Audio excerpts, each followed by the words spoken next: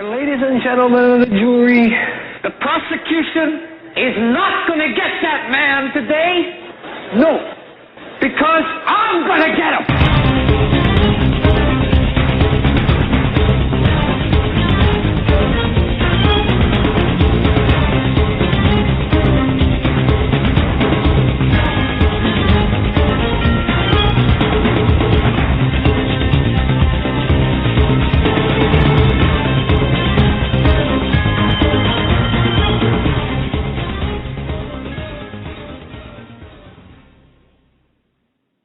This is the Hagmann and Hagmann Report for today. It's Monday, February 4th, 2013. This is a live broadcast. I'm Doug Hagmann.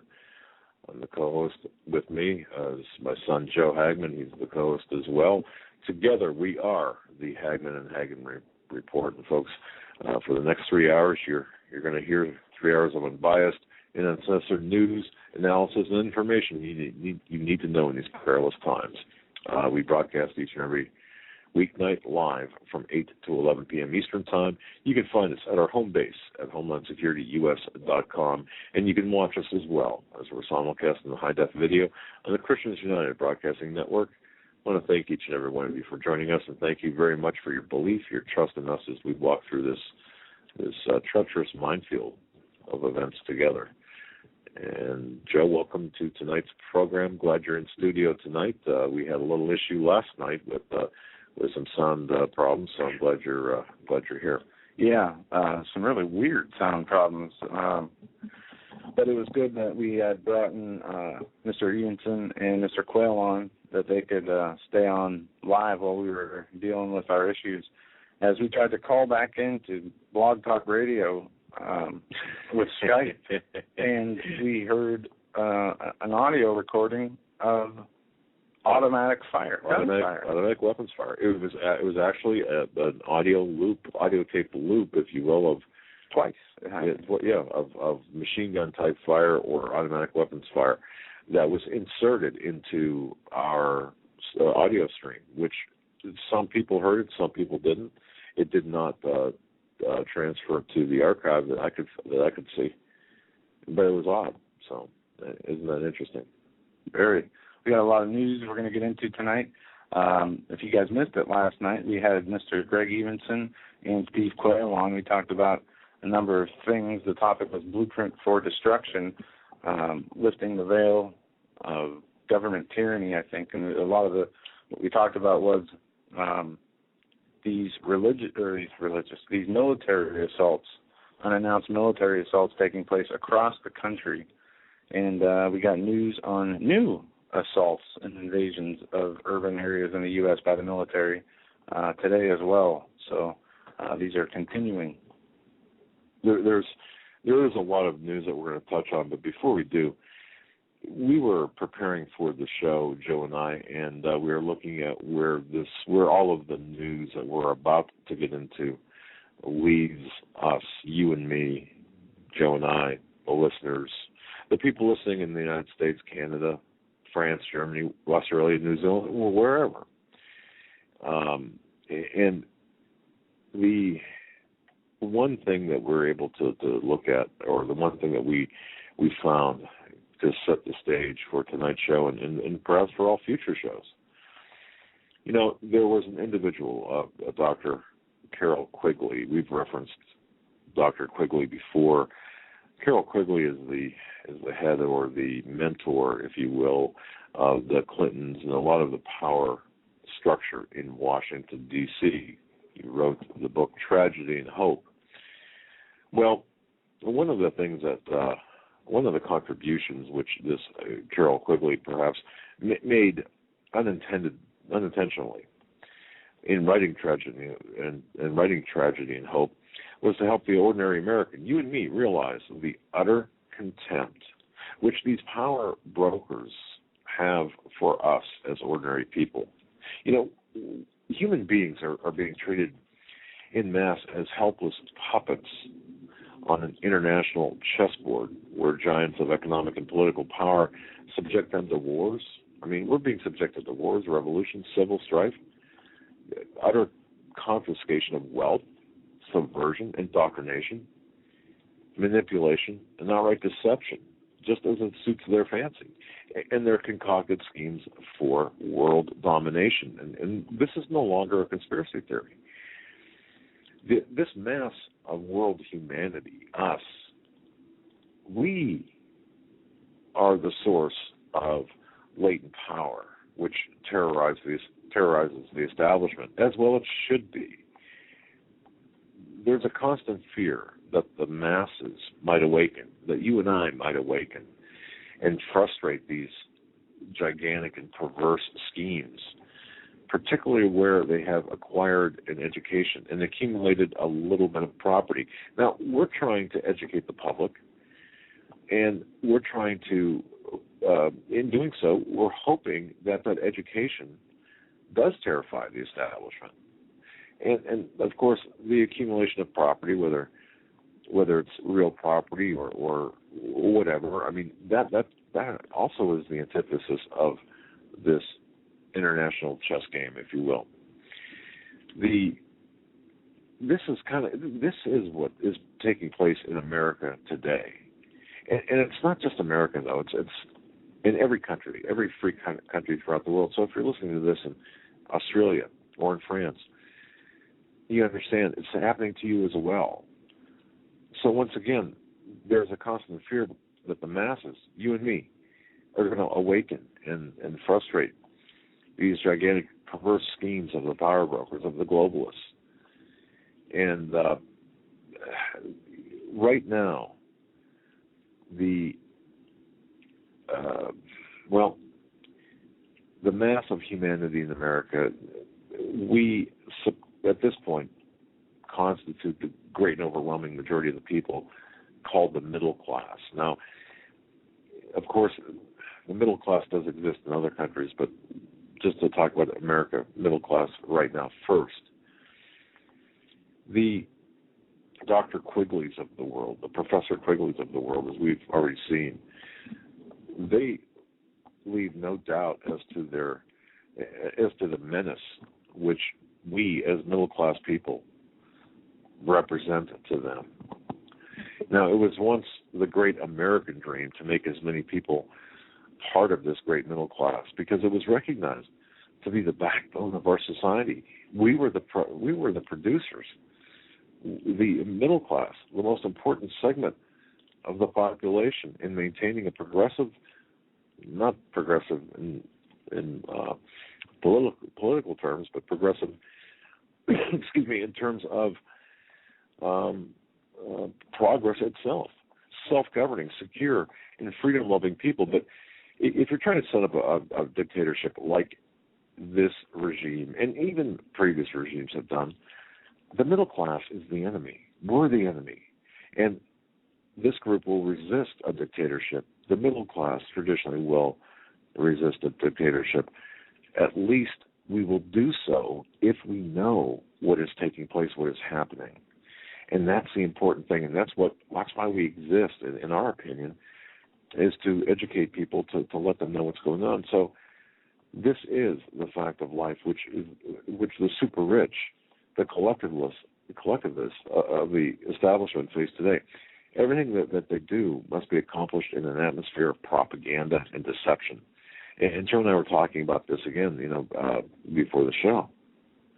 Everything is done under propaganda and deception. Otherwise, they keep running, the puppet masters keep running into a groundswell of resentment and resistance as they try to compel the middle-class Americans to give up their independence, our guns, our freedoms, our property, our constitutional prerogatives, our rights. Then what's the current strategy, though, of this tyrannical establishment? Well, just very briefly, folks, it's two-pronged. And you've heard this before. In fact, Glenn Beck's talked about this, and others have talked about this as well. Remember this: top-down, bottom-up. Pressure from the top and pressure from the bottom. The current tactic right now is to create revolution, violence, and extremely serious social dislocation. This at the bottom, while creating an ever-increasing pressure from the top for this monolithic power by demanding that the executive branch of the federal government be given massive power to solve all of our problems. Aren't we seeing this now today? where the federal government is actually consolidating power. Look at the executive orders of Obama. Well, these demands are made in the form of proposed social legislation. And haven't we heard about this before? Social legislation involving the expenditure of just billions upon billions and trillions of dollars each year. Look, experience is not teaching us, of course, that the dissipation of all of this wealth has not been solving our problems.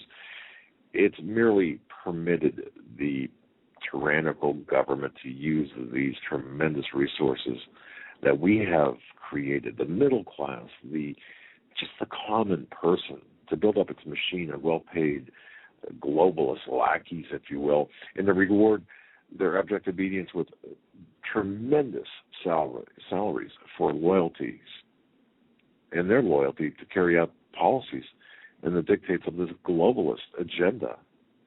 And this is occurring on practically every dimension of the federal government and every country in the West or representing the West, regardless of where you might be geographically. If you're free, this is what's taking place.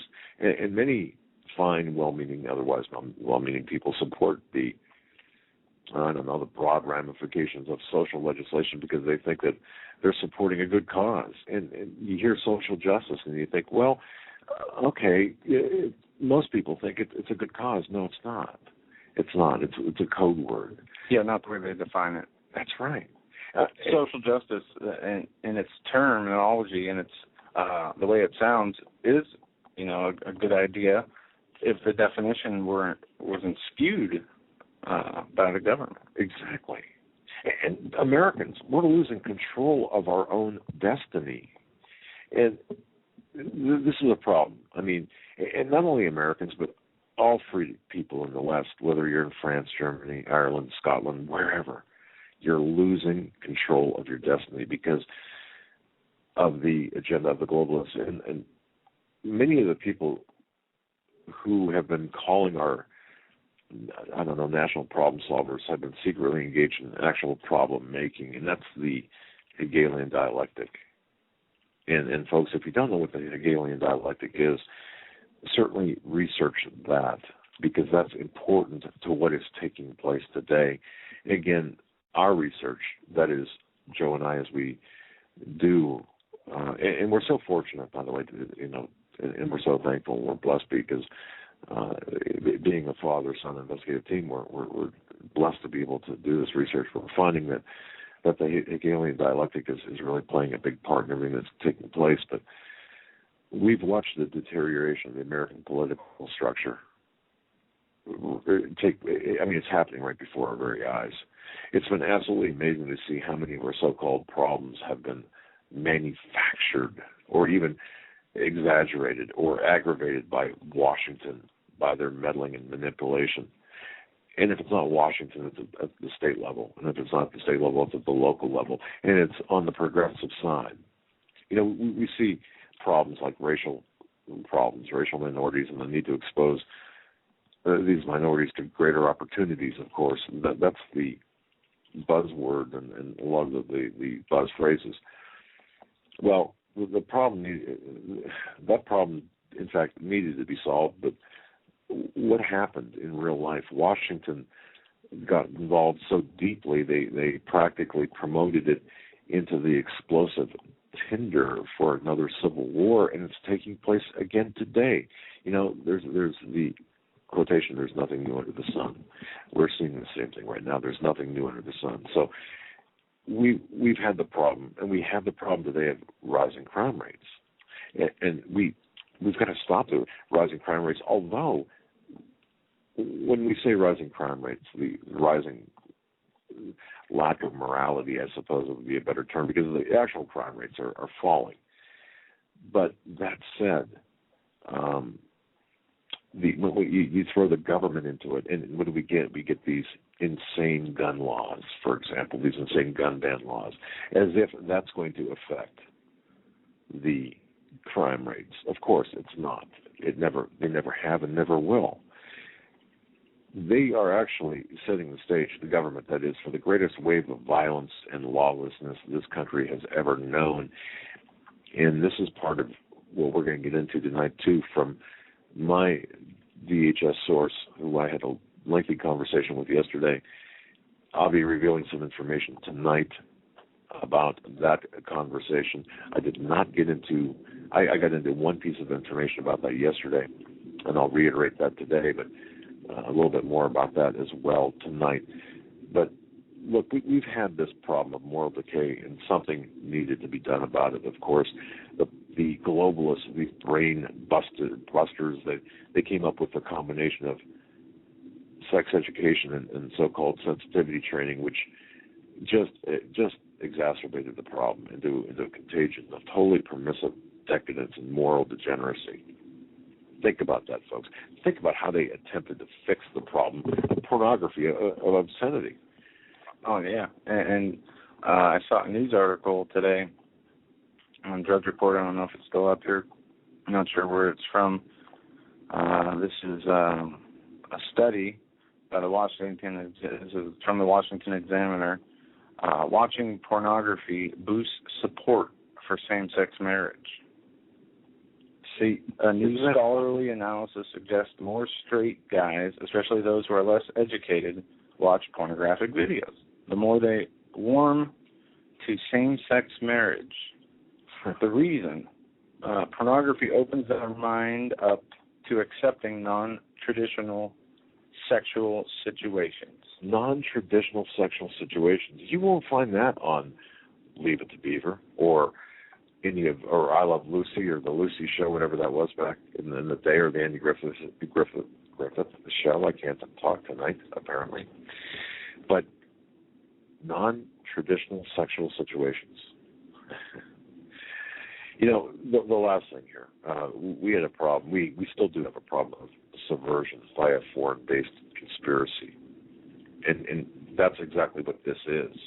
The problem is, in what we're seeing the problems right now, it's subversion by a foreign-based conspiracy, which has brazenly announced that our American society must be overthrown and our kids, our children, are required to live under its flag. And that, of course, is the flag of one New World Order. Grassroots political pressure compelled the Congress to pass a number of security laws. Establishment-dominated forces in the executive and judicial branches of the government have totally nullified them. Look, our descendants, they're going to reap this terrible whirlwind from all of this. And I do suspect that our kids, our children and grandchildren are going to wonder why the adults of this generation were incapable of realizing what was taking place right before them. Yeah, and I want to, if you don't mind, stop you right here. Fine. Give you just give the listeners a quick clip of part of this, moral decay of our society. Okay. This coming from our president. Next week, the board of the Boy Scouts of America is going to vote on whether to end their national ban on gays in scouting. Should scouting be open to gays? Yes. Why so? Well, because I think that, my attitude is that gays and lesbians should have access and opportunity the same way everybody else does in every institution and walk of life. And, the Scouts are a great institution that are promoting young people and exposing them to, opportunities and leadership that will serve people for the rest of their lives. And I think that nobody should be barred for that. So there you have it. The President of the United States advocating that homosexuals be allowed to be part of the Boy Scouts of America. And this article from the Washington Post shares Obama's sentiments on the issue. The Boy Scouts, no-brainer decision on gays. The Boy Scouts of America has set to vote Wednesday on whether to scrap its original ban on gay membership and to leave decisions on openly gay members up to individual troops. As the Post noted Friday in an editorial, this cautious plan is not exactly bold moral leadership. What James Dale proposed on MSNBC's Hardball last week, the Boy Scouts of America should not allow discrimination anywhere in its ranks. It makes more sense. You can't have children in one troop thinking that discrimination is acceptable and Scouts in a neighboring troop to think that discrimination is unacceptable, said Dale. The anti-gay policy, which was top-down, I think the non-discrimination needs to be top-down as well. It goes on to say, since the sponsors have come under intense pressure to get the Boy Scouts to change its policy, a grassroots coalition of parents of gay scouts and gay parents who want to be involved in their communities by participating in scouting has added to the clamor for change. Meanwhile, according to a Reuters study, youth membership in the Boy Scouts has dropped 21% since 2000. Adult leader membership has fallen 14%. And it goes on to say, no matter what Boy Scouts decide Wednesday, it is intolerable. It's intolerable. Ban on gay members is on the way out. The country has changed, and it has changed on the issue of homosexuality in particular. And an example of just how times have changed, when asked yesterday in a pre-Super Bowl interview if gays should be allowed to participate in scouting, President Obama said yes. He went on to say that gays and lesbians should have access and opportunities to the same way everybody else does in every institution and walk of life. That's a no-brainer position the Boy Scouts of America should wise up and adopt. But see, they're attempting to redefine an American institution, not reinforce the values of the American institution. It's one thing to have someone with a sexual leaning, but of course at that age, the age of Boy Scouts, the traditional age, this can only add confusion. And why, Joe? Why would and people might say, well, this is really not hard news. This is kind of soft news. No, it's really, it's definitely hard news. It's news because look at what look at the moral degradation that's taking place, and look at the redefinition of churches. Yeah, from man and woman to two persons. Well, in the church is accepting this, and homosexuality is a sin, and we should not hate or persecute an individual because of the way they live. If they're living that way, that is a choice that they make. Right. But we should not open up our institutions like churches. It should not be discrimination if churches who should follow the Scripture, strict religious laws, and they should not be allowed to impose their will on religious institutions, whether they're Catholic, Protestant, Muslim, Jewish, doesn't matter. Doesn't this mean that if you are a Christian, let's say a Catholic or whatever, a Christian denomination that is against the homosexual union or the homosexual, does this mean that you must abandon your religious beliefs in favor of the tolerance of this redefinition of what normal is? Yes, and you can see that through Obamacare. I was looking at a story earlier, and I'll see if I can find it again, where they're talking about nuns having to be covered for contraceptive, after morning pills, and even abortion, possibly. Nuns must have birth control coverage, is the title of the article here. And it gets into, this is from the National Review, and it talks about... Oh, that's a head-scratcher. I mean, I understand reality, but still, that's a head-scratcher. The Obama administration has pulled a fast one in its proposed rule to supposedly provide greater protections to non-house of worship religious organizations opposed to contraception, and actually ensures that contraception coverage will be provided to all religious employees, whether in a house of worship, a covenant, church, or school. In other words, the proposed rule expands the government's intrusion into religious affairs rather than reduces it. Wow.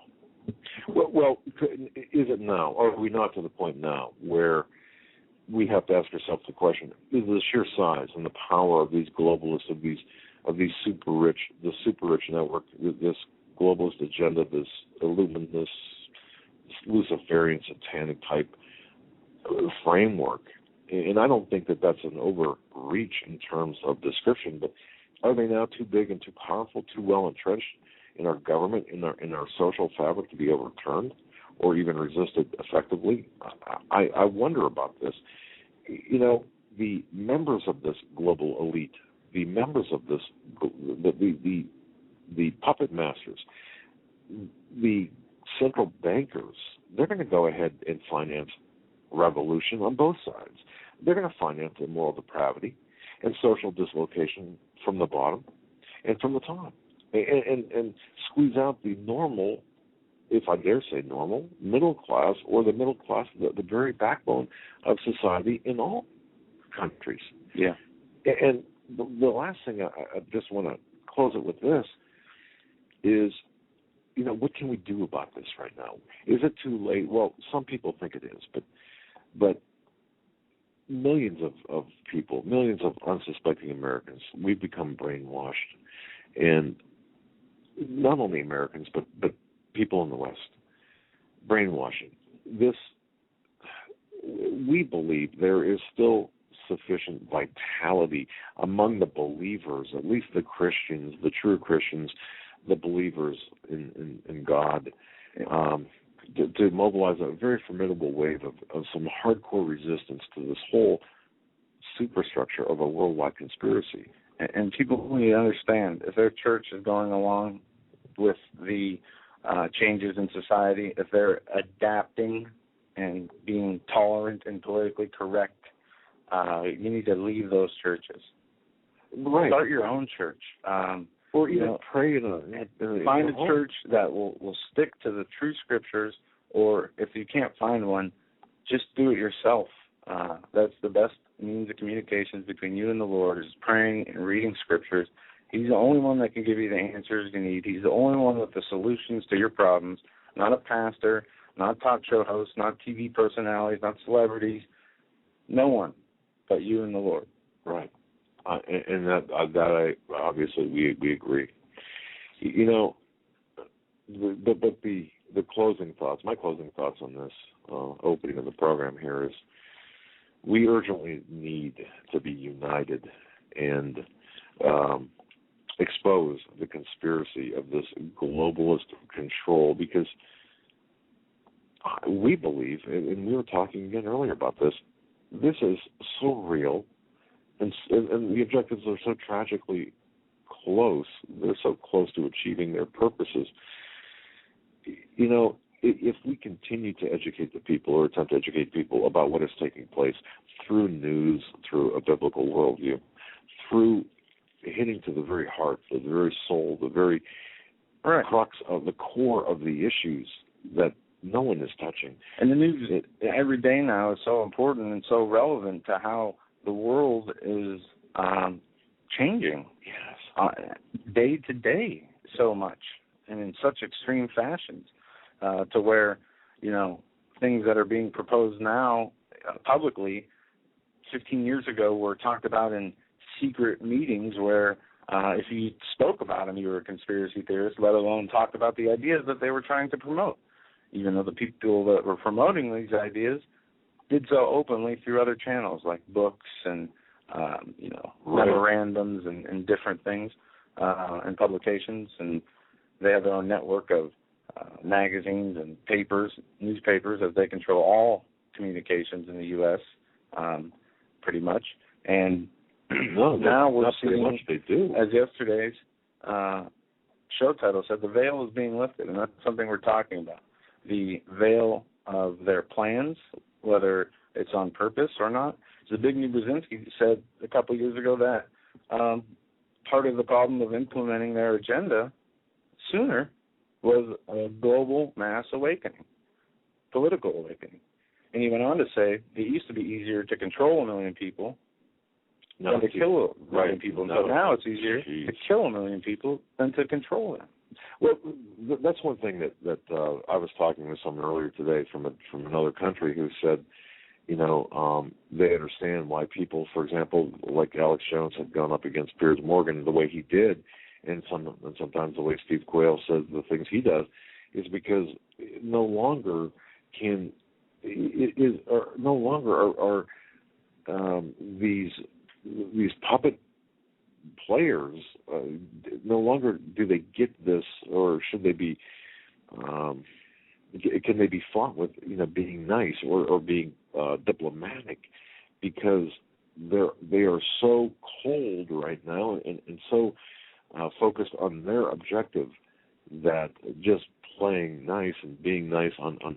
Now, I'm not of course advocating just rude behavior but you've got to shock people into awareness, and that's what that was a discussion that I had today. Shocking people into awareness at times is much needed. And it people call it offensive or shocking or bold, but it's you want to be biblically correct rather than politically correct. That's true too. But you've got you can't. In addition to being biblically correct, you have to be strong in the Word and strong in your convictions, and to make people realize that look, the fight has to be taken to a different level, especially with our country at stake and our moral high ground and moral absolutes at stake here. Yeah. The violations are so egregious to Christians right now and the people of God. And I had a thought the other day of people who have dreams. People all seem to have this same dream where they find themselves speaking or naked in front of a group of people in their dream. For you, though, that wasn't a dream. That was... Unfortunately, I don't have dreams like that, but it seems a lot of people do. Well, and that got my mind thinking, on Judgment Day, we're all going to be spiritually naked before the Lord. That's right. Everything will be, that we've done in our lives, the sin, will all be in front of us. We'll have no excuse for anything that we've done that we haven't repented for. And people talk about the humiliation they feel in their dreams and the things that, they feel when those uncomfortable experiences arise. Well, multiply that by a number you can't even imagine, right? And just, that's what we're talking about. Where the whole point of this show, the whole point of what we're doing is just trying to lead people to the Word of God so they can get an understanding of what's going on for themselves. That's correct. And on Judgment Day, it's going to be decided if you go to heaven or if you go to hell. It's one of two places. The way to heaven is very narrow. The gates of hell are very wide. That's right. And we all want, look, eternal salvation is our objective. That's for sure. And we have to work at that every day. We really do. So some of the things that we're going to be talking about tonight, folks, you heard about the murder of Chris Kyle, the 38-year-old man in Texas, the former U.S. Navy SEAL, the author of American Sniper. Of course, you heard about him. We talked about this briefly last night, but we should go over it again.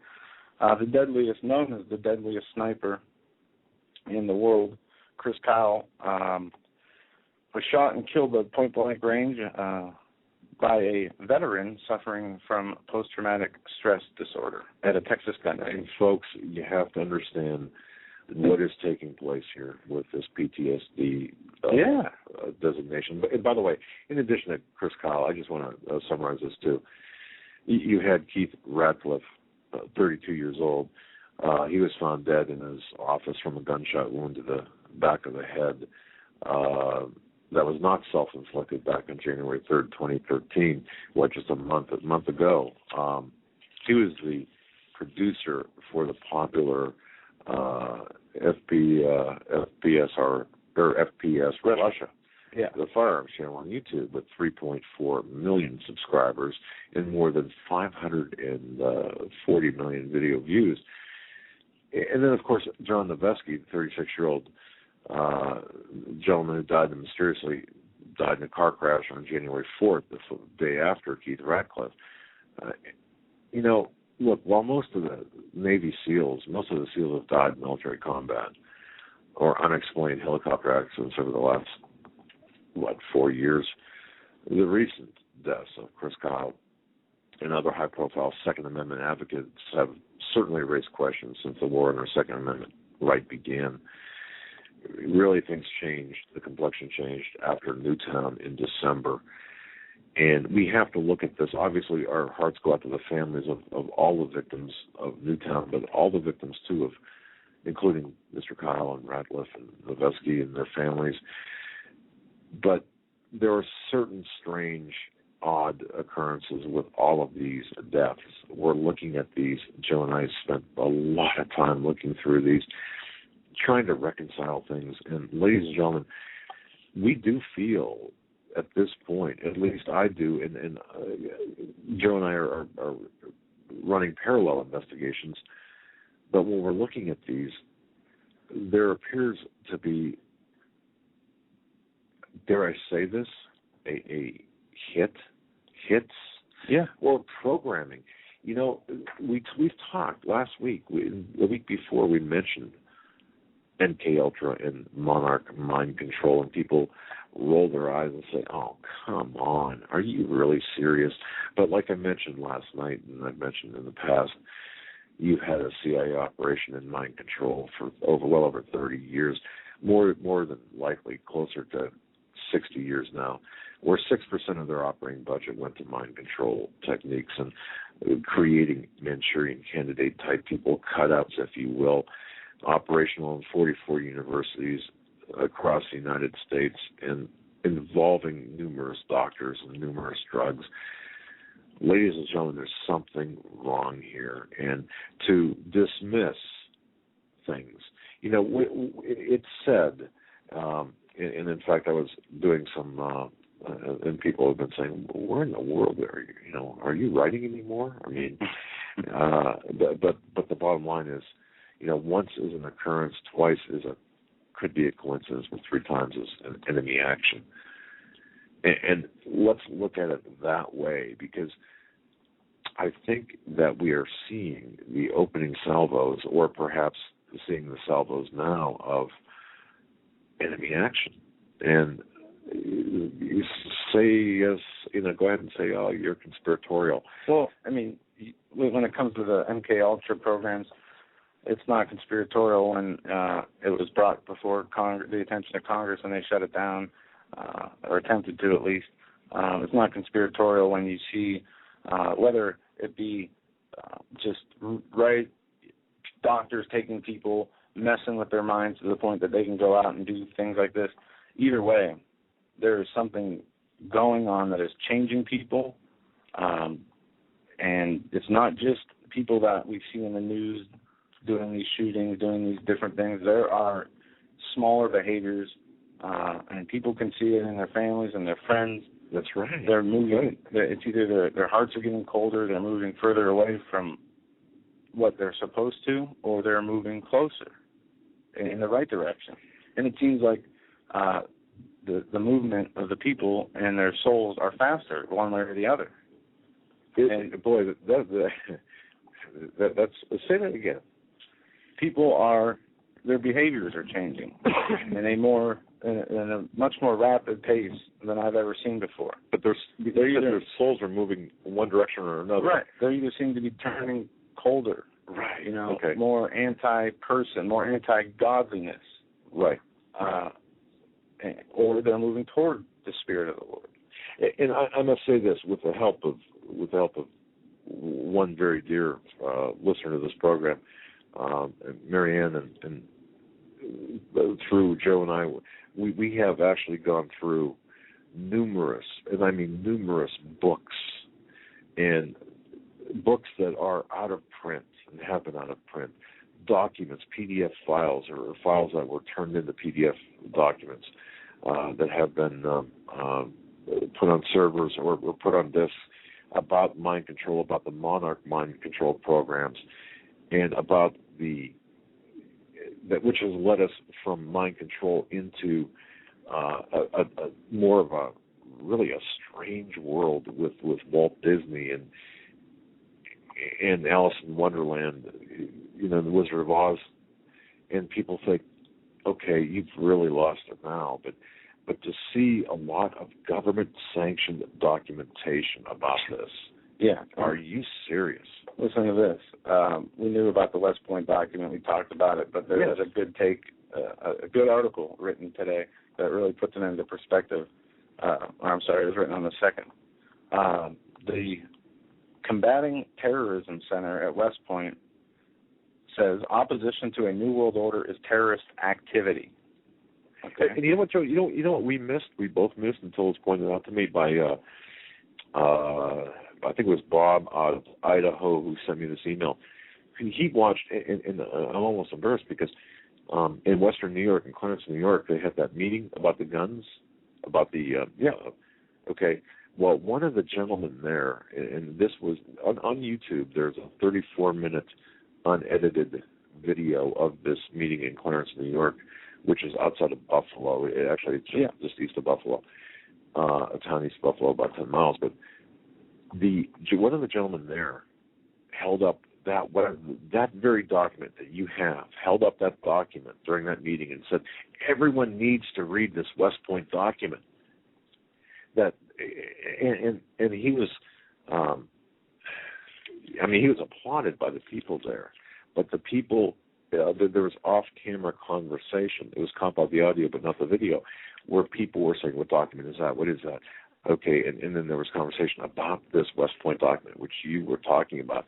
Let's say that again, the document itself makes the belief. Combating Terrorism Center at West Point label anti-federalists who oppose a New World Order, as well as members of far right-wing activist groups, also Christians, as potential terrorists. The U.S. and the headline is Combating Terrorism Center says opposition to a New World Order is terrorist activity. Right. Now, who would say that, or who would do that? If a New World Order did not exist, or if that concept did not exist, wouldn't they say, fighting against this ideology or this nonsensical conspiratorial aspect of the New World Order? Of course not. But it does exist. It's been named by Bush and Cheney, Wolfowitz, everybody, Clinton, both Clintons, probably all three, including Chelsea by now.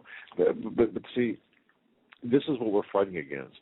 We're fighting against this New World Order. And people hear the word Illuminati, for example, and I always kind of chuckled and thought, oh, come on, But all of this is connected to the Illuminati, the globalists, the Rockefellers, the Rothschilds. This is real. And whether we believe it, for example, or whether your wife or your husband believes this, it doesn't matter. The people who are involved in this larger grand plan for world domination, it's important that they believe in it. And then you start getting into the deaths of, like, what, Princess Diana, and, holy cow. And the rules, just, tonight we named the show Propaganda versus Common Sense. Right. Because there is a lack of people who are able to think beyond the scope of what they are told, what they hear in society through friends or TV, especially TV, news, media, etc. And it seems like the people that are able to think for themselves are very much outnumbered in America by the people who would rather have their thinking done for them, whether it's on issues of sports or political events or even religion. But see, 5 years ago or 6 years ago, 4 years ago, I don't know, that was me to a large extent. I was stuck on thinking, well, if it's Republican or not even that, if you wrap yourself up in the American flag, or if you do something because it's patriotic and because you love your country, I guess, what was it? Anyone who questioned 9/11 was unpatriotic, and see, that kind of got me a little bit, and it ensnared me. If you were truly patriotic, you wouldn't ask questions about things like 9/11. You wouldn't think that the government would have any part. And by government, I'm going to go with Alex Jones's statement about what would he call it? the criminal elements in the military-industrial complex. Right, as opposed to government. That's what President Eisenhower labeled the New World Order then. Yeah, and so, why all this? Why rehash all this on February 4th, 2013? Why even talk about all of this? Because the reason for this, and this is my belief, and once again, as when I put hours of research into this, to look at the headlines and the bring you the news that really matters. And the reason that this matters is because the foundation for what we're seeing today was built upon those checkpoints in history, like 9/11, like Oklahoma City, like the Kennedy assassination, like pick one, the Gulf of Tonkin, and so on and so forth. And you go back as far as the beginning of the 20th century. So this all ties together. And as you start unraveling that ball of yarn, and you see these little knots in the yarn that represent the checkpoints in history, you can see how this all fits together. And that's why we're talking about this and make reference to it, because it does build up to the present-day news items. But this is just something that we're really, you've got to investigate this. And the more we see of it, it's, I don't want to say it's addicting. That's not the right word. But it really kind of sucks you in, and it grabs a hold of you. And it's like, wow, okay, I didn't realize, for example, I don't know, pick something about 9/11, and then that takes you to the first World Trade Center bombing, and then that takes you to other things, and then you meet people like Gunderson, and so it just explodes. I got to tell you, I watched a documentary over the weekend, rewatched a documentary that I had watched a few years ago called Fabled Enemies. It's about 9/11, but not about talking about what hit the buildings, what caused them to come down. It talked about all the intergovernmental connections, all the people, like Joe Biden meeting with the head Pakistani officer that wired $100,000 to the Hamid Atta. Was that Joe Biden that did that? Are you sure? Yeah. And when one of the FBI agents that was being represented by Judicial Watch went to try to give information about how they were shut down from investigating leads that Able Danger. It was Able Danger, and there was another one. Okay. And Michael Chernoff was involved also. Right. We're sick and tired of hearing these conspiracy theories. There were multiple investigations from the FBI to the CIA that were shut down prior to 9/11, investigating the people who were actually, they said, carried out the attacks. Remember James Woods? He was on a flight. Yes, very much so, yes. He alerted the authorities, and they ended up saying that those were the people who also, those were the same people that said carried out 9/11. And I remember the interview with James Woods. The FBI was at his house like 5 after 7 the next morning. We could go through, each layer of deception through 9/11 and take up a whole week, but... well, I guess it's laying the groundwork for where we're at today. Right. And now this West Point document goes on to say that it was established, the Combating Terrorism Center at West Point was established following September 11th because of the belief the strong initiative needed to prepare cadets for the new environments they would be headed into upon graduating the post-9/11 era. Mm-hmm. It provides a unique terrorism-based education since its creation. The program has received international recognition for its studies, reports, teachings on terrorism and terroristic threats. A new report from the CTC, however, suggests the far right-wing political activists, not radical Islamic groups, are the new terrorist threat in America, and even goes as far to say that those who oppose the New World Order are potentially terrorists. I find it very ironic the term New World Order is only spouted by those who want to create it. Those are the people who invented the term, the New World Order, the One World Order. You hear people like Kissinger on the news saying it, Brzezinski, you see all different presidents. And it rolls right off their lips, doesn't it? Yeah. And, then they go on to say, well, if you believe in it, you're crazy. And you could, even to people who are not aware or won't believe in a New World Order, you can show them the videos of the presidents talking about it. You can show them the video of Bush 1 talking about their objectives being to give the United Nations all the power in the world. That's very true. But no, you're the crazy one for talking about it. But in reality, you are the crazy one for resisting it. Right. Because it is against their system, their world system. But thankfully, we have an out. And well, is the Lord. That's right. And, you know, we can't, just to kind of supplement what you said there, you know, when we say we have an out, we if we get that's a bad way to put it. No. We have a Savior. We have somebody who died for our sins so that we may be saved.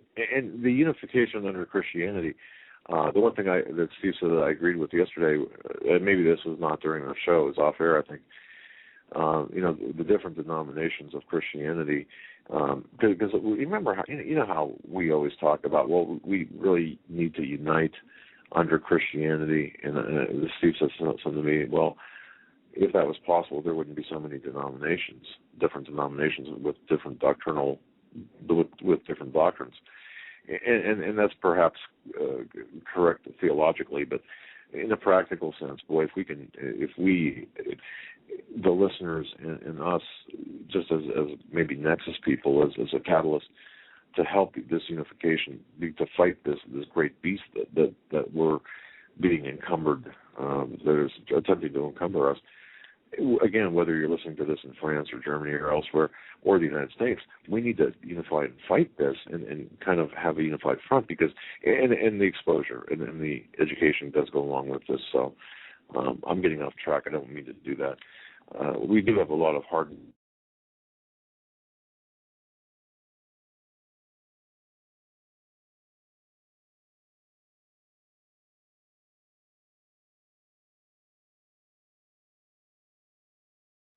All right, folks. Now, can you hear me? Can people hear? Okay. All right. Right now, I think Joe is off. I'm on, and there we go. All right. Thank you very much. All right. Yeah, we're back. I must say this: we have been under some serious attacks here with our sound. We have done everything in our power. Of course, you folks know this. We've done everything in our power on this end. Yesterday was kind of unusual because when we did connect with the station, actually, we had a situation where on a loop, audio loop, there was sound of automatic gunfire. Now explain that. You know. We're back on live. Thanks, Troy, for getting us back up. I don't know what happened. I don't know if you heard gunshots in the background. He says no. Okay. But yeah, there is definite audio attacks. Thanks for being patient with us. You know what? It's almost, and once again, we apologize because this is not amateur hour. We've got the best equipment that money can buy at this point, and the biggest lines, you know, out of our studio in terms of uploading, and of course we have connections with both AM and FM stations. So I don't understand what the problem is, but in the event that those people missed it, I'll be on Israel National Radio, making friends with the Muslim community. It's the biggest station in the Middle East, and Pete Santilli, and then Joe, you said we're going to be on Lori's show next week. Yeah, Lori's Talk News Radio the 13th from 11 to midnight, right after our show. Okay, all right, and then, of course, on Thursday, we're going to have Mr. Daniel Holdings. Yes, he's the author of As the Darkness Falls, Things Are Not What They Seem. All right. And I have not read this book. No, I haven't either. It just arrived today. Okay. So we will, but as I understand it, that's a mixture of fact and fiction. But Mr. Holdings does present the news in that book, as well as through his own testimony, through a scripture worldview, a biblical worldview. So it should be a very good show on Thursday. Things are happening really quickly. Now I know we're up against the top of the hour. We want to be pretty timely with that. Yeah, we're going to take a break, but when we come back, we're going to hit some news. There's things going on as far as mortgages are concerned, and a new housing bubble warning. Also, we have news about tax hikes, gas prices rising, Yes. Climate change news, taxing fresh air, drones, and more as we continue and taking your phone calls while we do so at 661-244-9839. We'll do that about halfway through the second hour, the next hour. Right. You're Hi, listening folks. to the Doug Hagmann Hagmann here. You Report. might know me as... Whoops, sorry. Pressed the wrong button. You're listening to the Hagmann Report today, this Monday, February 4th, 2013. And I always get screwed up with the Mondays, especially after a Sunday show, and I always think it's Tuesday. So that came out a little slow. We're working on with time, so it's fun. But thank you for listening to our show. And I want to thank those listening. We also have a group in the diner in the Midwest. I'm going to say hello to you folks. More on that after the top of the hour.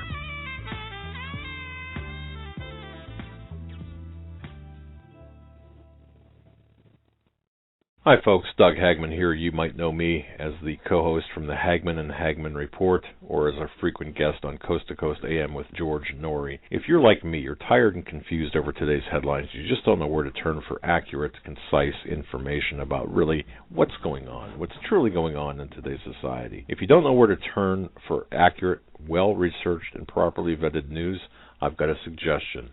In fact, it's a requirement. Bookmark Canada Free Press. That's canadafreepress.com on the internet.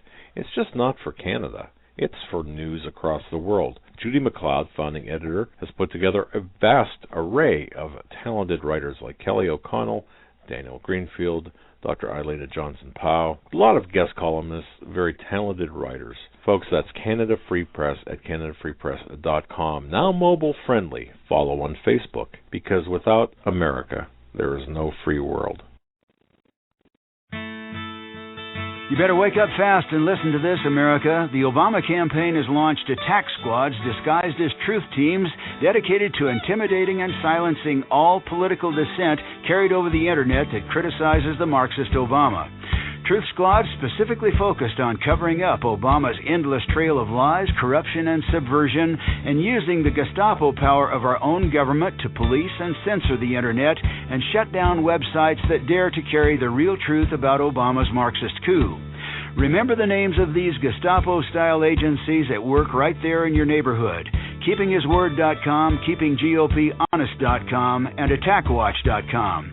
KGB, SS, and Gestapo-style police-state gangster organizations at work to silence the important voices of patriot dissent, some of which have already been shut down by Obama's orders. Adolf Hitler would have been proud. We're the 21st century Tea Party patriots. Ladies and gentlemen, I wanted to tell you about Freeze Dry Guy. He's our go-to person when we have questions about freeze-dried long-term food storage. He's our go-to guy. We have questions about what we should buy, or someone sends an email to us, hey, I've got a family of 3, I've got a family of 4, I need to start prepping. He's our go-to guy. If you go to HomelandSecurityUS.com, click on the banner in the upper right-hand column, and it takes you to the Freeze Dry Guy website. Now, folks, look, we don't have a lot of money, and we don't deal. I mean, the people we deal with, they're just average people, and we're not in the food selling business. What we are in, what we try to do is help others get prepared for what's coming. That said, I've talked to the Freeze Dry Guy many times, and had long conversations, and asked him about his products. Well, I'll tell you what, this month in February, he has got 2 great items for your grab-and-go bag.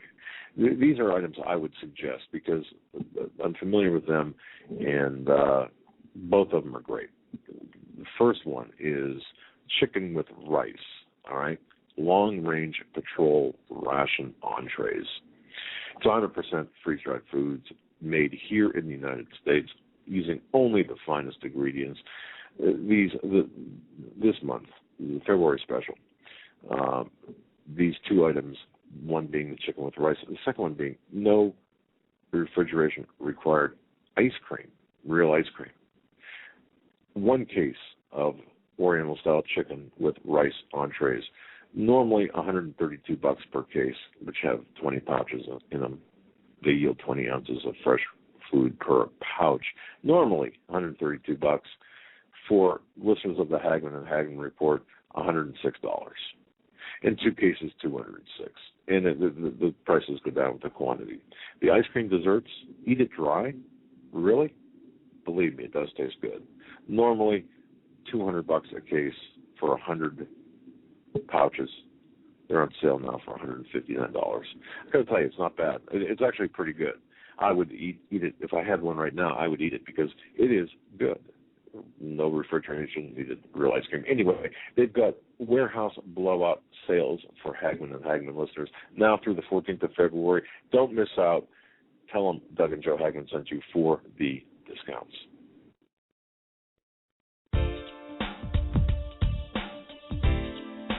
Hold on to your seat. The Hagmann and Hagmann flight is now taking off.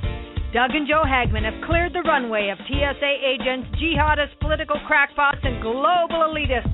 Now get ready for some real news. Here they are, Doug and Joe Hagmann.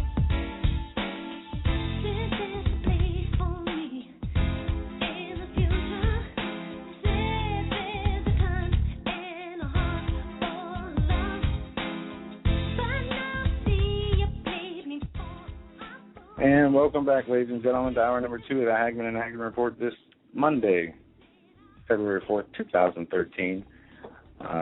For all of you who missed last night's show, we had special guest Greg Evenson and Steve Quayle on to talk about the military drills that were taking place across the United States unannounced.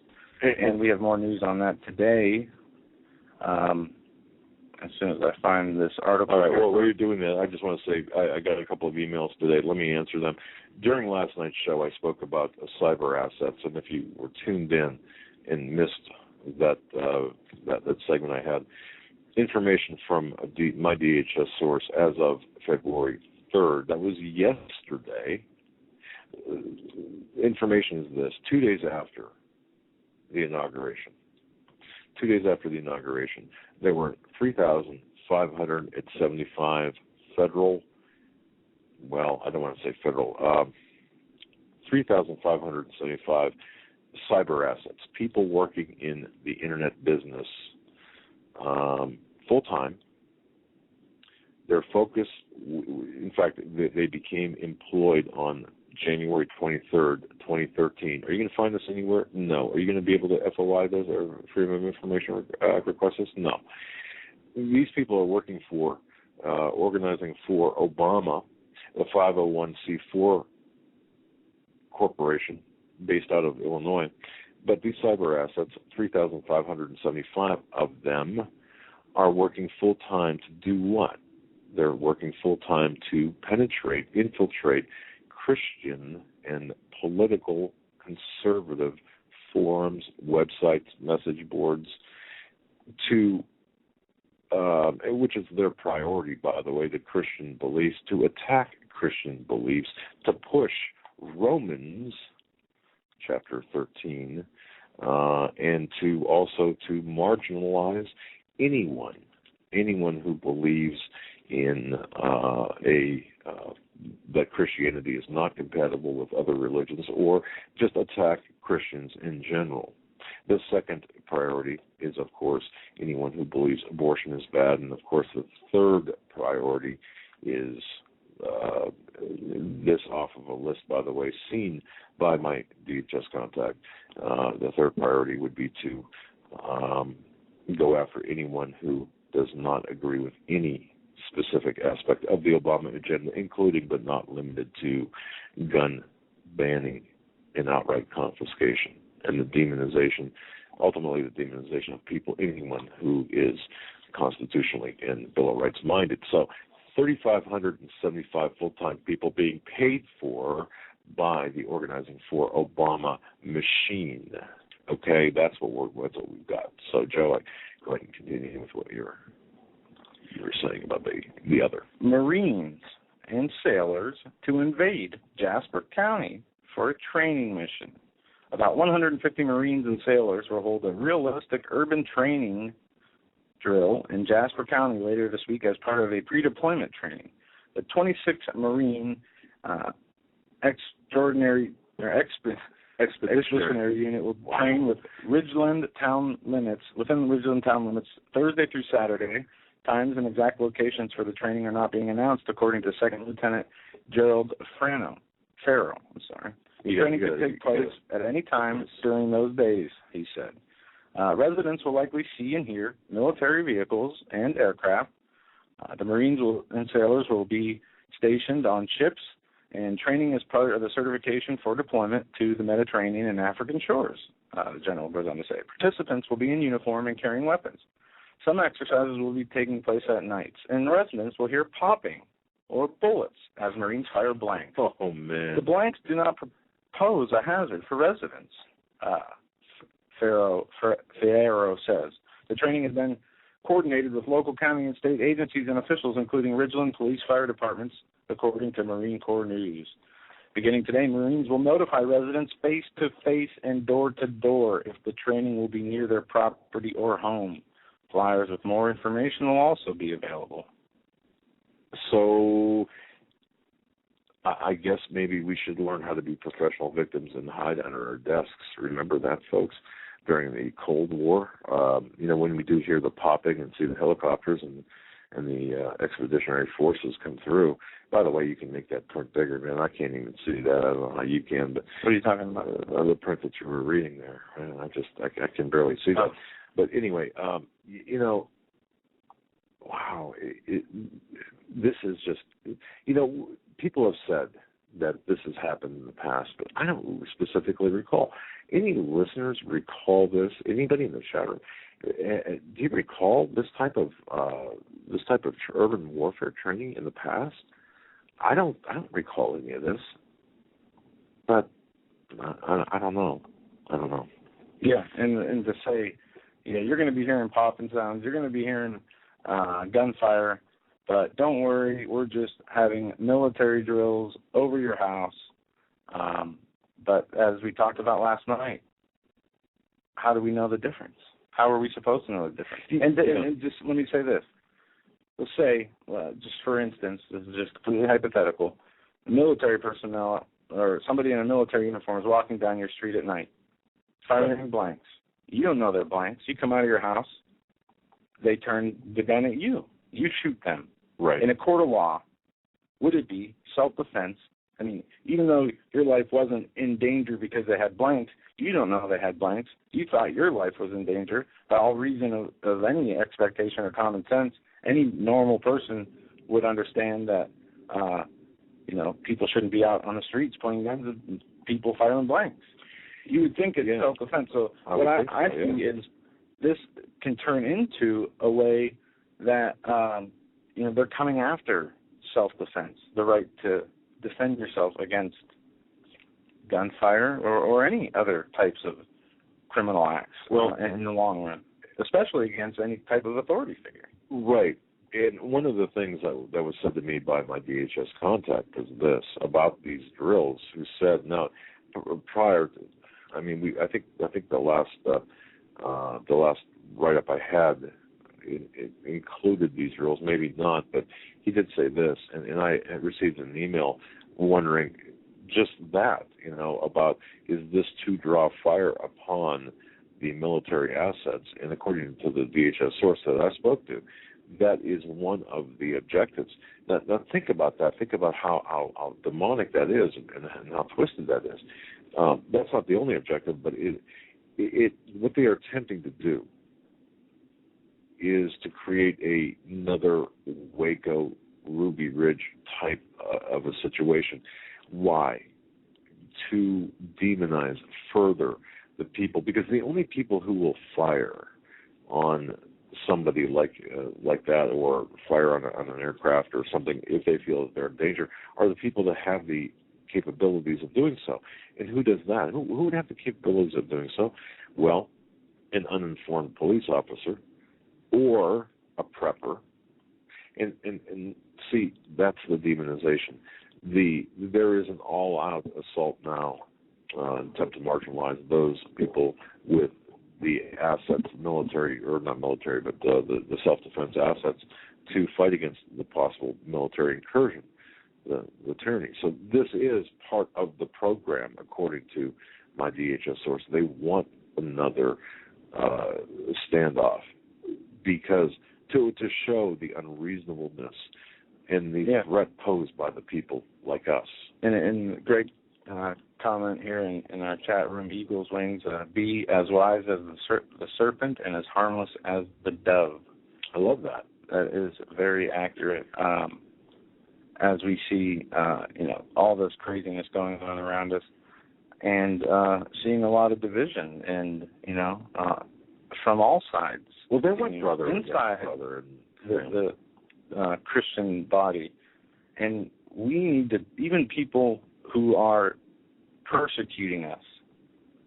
It says in the Bible, we need to uplift each other, aside from being persecuted by people, especially people who are like-minded, who share the same beliefs, who want the same results, want everyone to be saved and have salvation and eternal life in heaven. We need to be uplifting each other. Nobody's perfect. Everybody makes mistakes. But to see the division even within the body of Christ, whether it's in a church or in a specific group or whatever, YouTube videos, different internet posts and threads, and even in our chat room sometimes, we see division and the same tactics that I guess, the enemies use against us, the marginalization, name calling even sometimes. I mean, we need to get above that.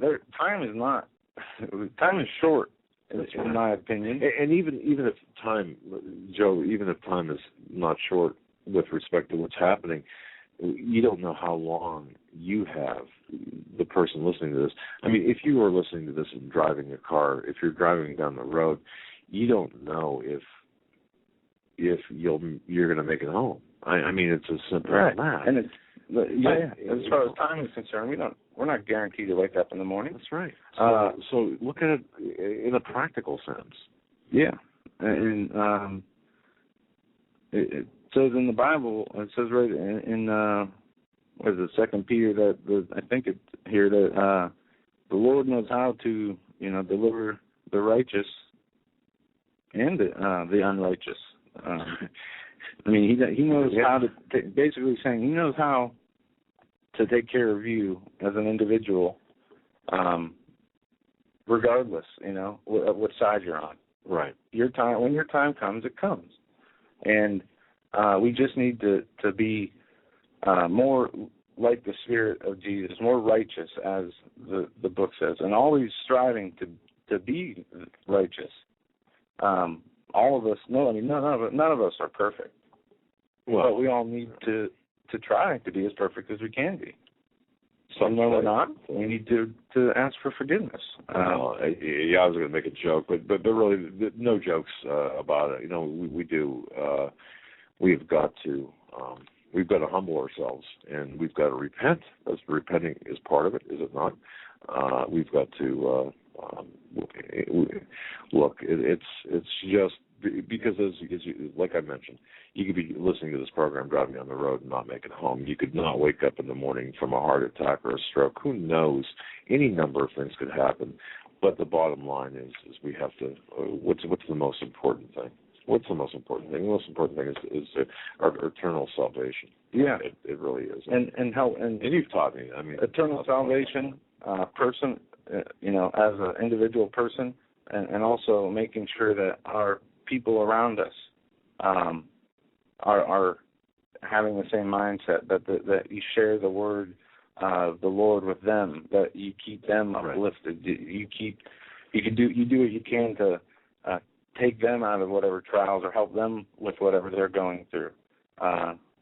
Treat people as you would like them to treat you, as the universal rule states. That's right. But back to what you said about a joke, I got a joke for you. Woman to watch for 2016. What happens if Hillary Clinton doesn't run in 2016? It's hard to imagine the presidential field without a woman contender. And here's one to keep your eye on.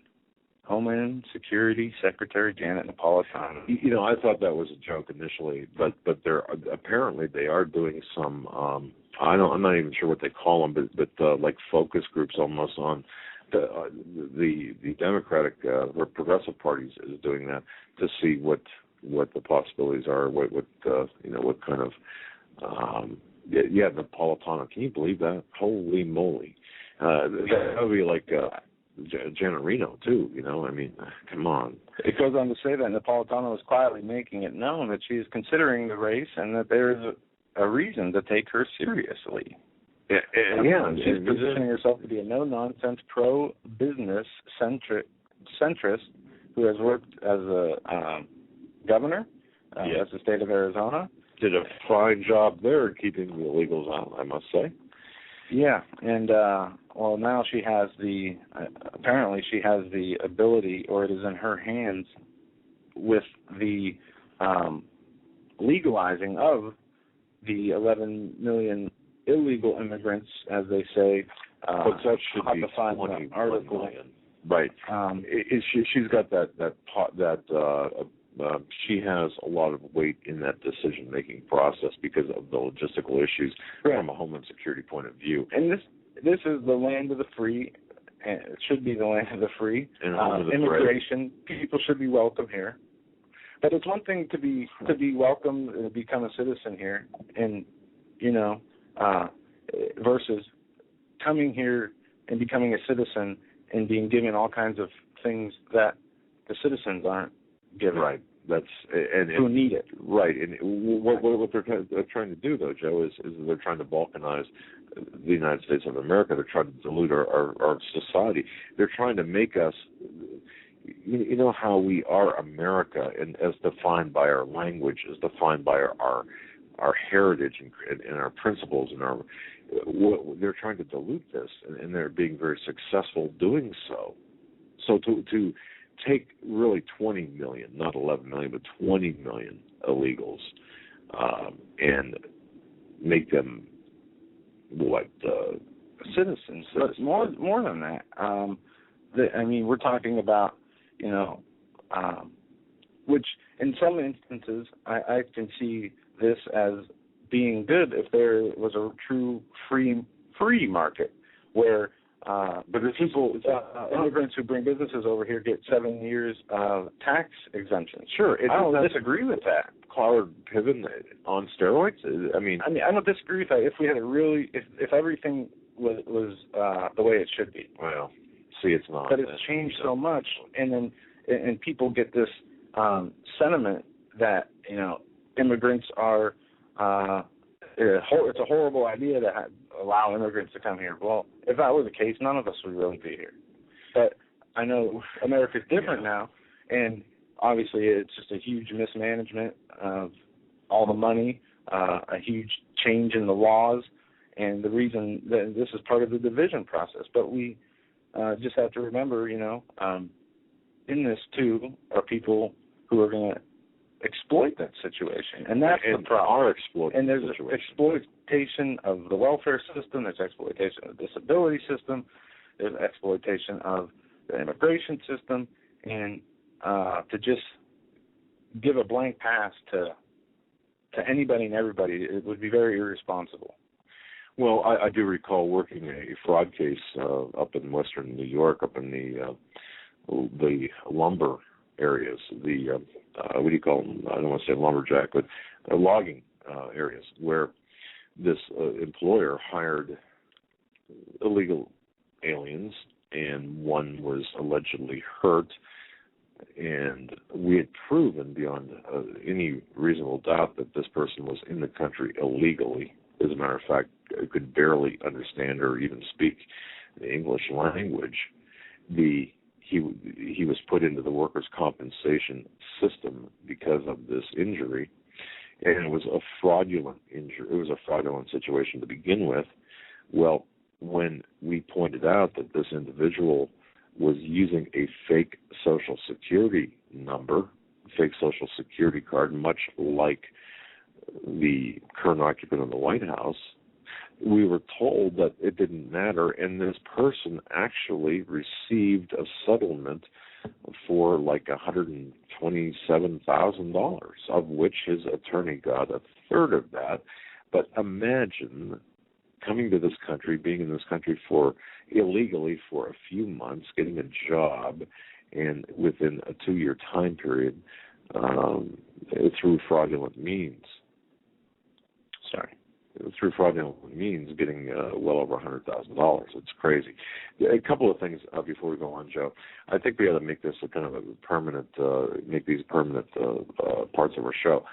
A product of the show, a prep product of the show, in listener emails and letters. But I want to ask people, folks, how are you doing with your preparations?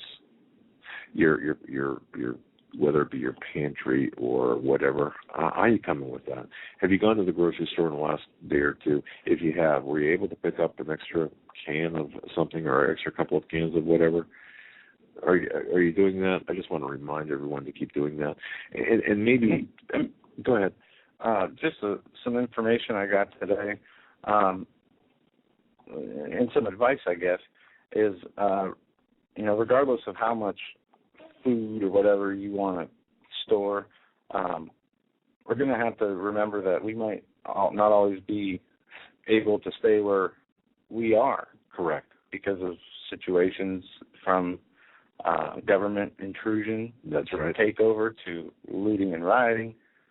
So any type of preparations we make, we have to also understand that we have to possibly go mobile at some point.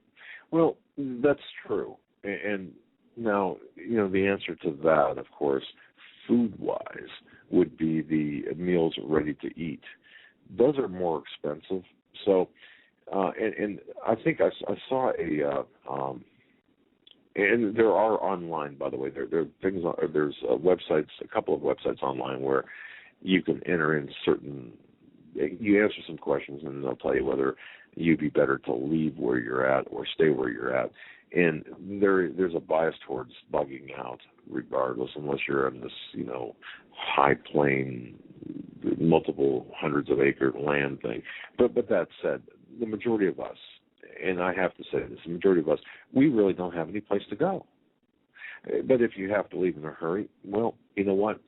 You might be able to grab a bunch of things, a couple of grab bags. But that said, how are you coming with your preparations for home if you plan a shelter in place? And I just want to bring this up in a loving way because, time is short, but you know what? We can kind of still beat the clock in a way by being smart. And the second thing is like a product of the show, which we have no interest in, by the way, no financial interest in, but this is something I came across today, and I thought, every show maybe we should just mention something that might be helpful to the listening audience. In the event of a power, and this reminded me last night when we were on doing the show and the power went on in the Super Bowl, your power goes out. If you live in the north, anywhere up north, it gets cold if the power goes out. A lot of times. I mean, obviously, it gets cold. What are you going to do for heat? Well, I did find in looking for alternative heating solutions, the tanks, the propane tanks for your gas grill, those big things? Yeah. All right. Well, you can buy these attachments, this hose and these heater double tank top match lights. They're the propane heaters, basically. They attach to the top of your propane tank, and they give out like 18,000 to 30,000 BTUs in terms of heat, and they're relatively inexpensive. For like $65, you can purchase them. So if you have a propane tank, by buying these Dynaglow lights, and that's the brand name, Dynaglow, DYNAGLO, liquid propane heater lights or heaters for your top of your liquid propane tank, $65. And so that'll heat an area. It said somewhere around 400 square feet, I believe, or it heats up to a 25-foot radius, and they're safe to use inside with common sense. So just something to think about if you have thinking about this. If you're thinking about, well, what are we going to do for heat? There's a possibility. Dyna-Glow, liquid propane heater, double tank, top matched lights. So you can just write that down and think about that. And I just want to mention that and just remind people, hey, if you're going shopping this week, grab something extra for your pantry. All right, you guys can start calling in 661-244-9839. We'll be taking calls in the next few minutes. I just wanted to get on the mortgage issue real quick, as I see this as a important issue. 2 articles, one from Market Watch. No money down mortgages are back.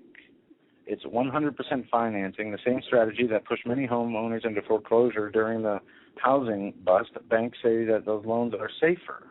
They're almost exclusively being offered to clients with sizable assets and often require 2 forms of collateral, the house and a portion of the client's investment portfolio, in lieu of a traditional cash down payment. In most cases, borrowers end up with 1 loan and 1 monthly payment, depending on the lender. Roughly 60 to 80% of the loan can be pegged to the home's value, with the remaining 20 to 40 on their assets. But this is a problem. And I'll post the first article in the chat, and the second one here. Former Reagan budget director warns of a new housing bubble. The market may be rising, but according to one report, all not as well on the home front. David Stockman, former director of the Office of Management and Budget in the Reagan administration, insists that the housing market outlook is not as cheery as some say. I would say we have a housing bubble.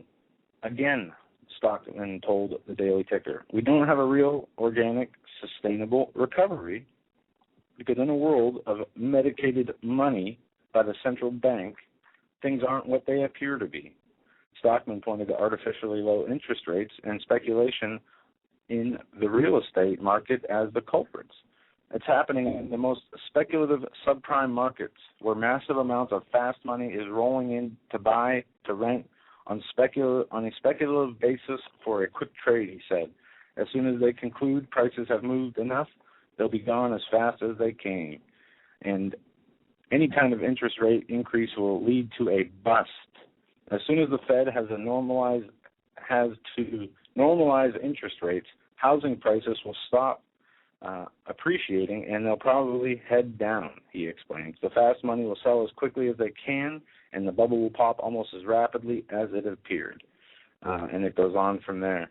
And it just talks about how the high unemployment, the printing of money, the ease of an ability to get mortgages are really coming back around full circle, kind of like we're building up to what we saw in 2008, where Henry Paulson told the Congress they'll declare martial law if they don't pass stimulus bills to fix their little economic bubble. Also, that's we'll talk more on it later. Yeah, just want to make sure everyone understands the housing. We know the housing bubble, because that is a good. We need to really pay close attention to this. Followed right along with derivatives. Situation. But go ahead and continue. This piece of news here is kind of interesting.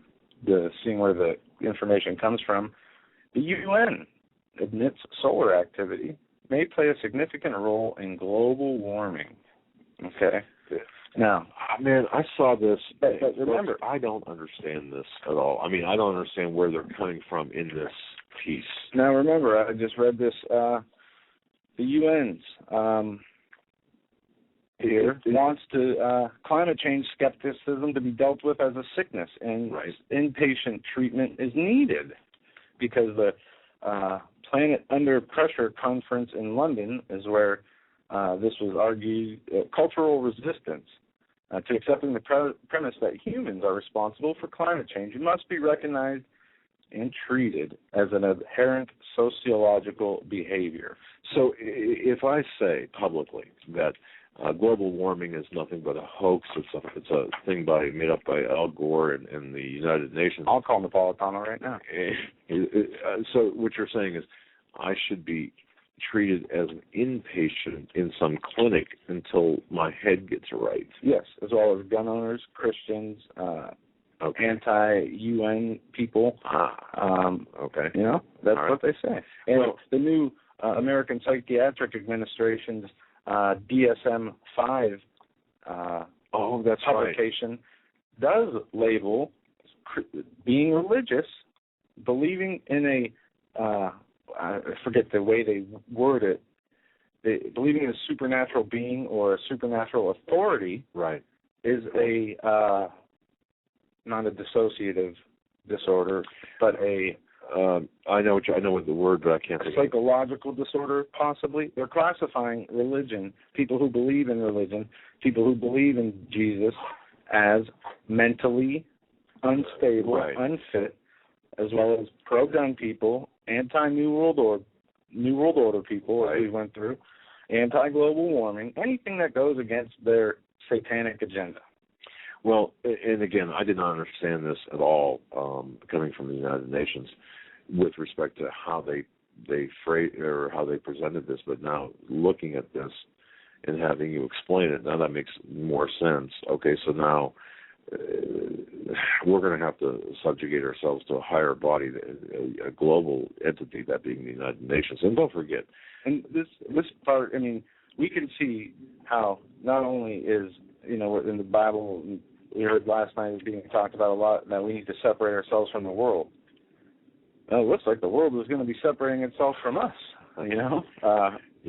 Even if you're not ready for that transition, the Lord is doing things, and he could be working through these West Point documents and the marginalization to get people aware, to get people awake, to use it to maybe poke through that programming that has been in your mind, in people's minds. Well, one can hope that there's a divine, and I believe, well, I shouldn't say hope, but one can believe that there's a divine spiritual force that is actually working for the good to cause an awakening here. But by the way, I want to say this before it slips my mind. We have been working on populating the reading room at HomelandSecurityUS.com. You won't find it on our main menu right now. It's not there. What we're doing is we're taking all of these documents, which we reference in PDF format, and we will have, once we're uploading these documents to our server. So you will find, hopefully, sometime in this week, there will be on the menu, there will be a reading room or a resource library tab. You click on that, and every document that we talk about, whether it's the DSM thing or the West Point document, you'll be able to find that in our reading room. So if we reference a document, it'll be there. We're working on populating this.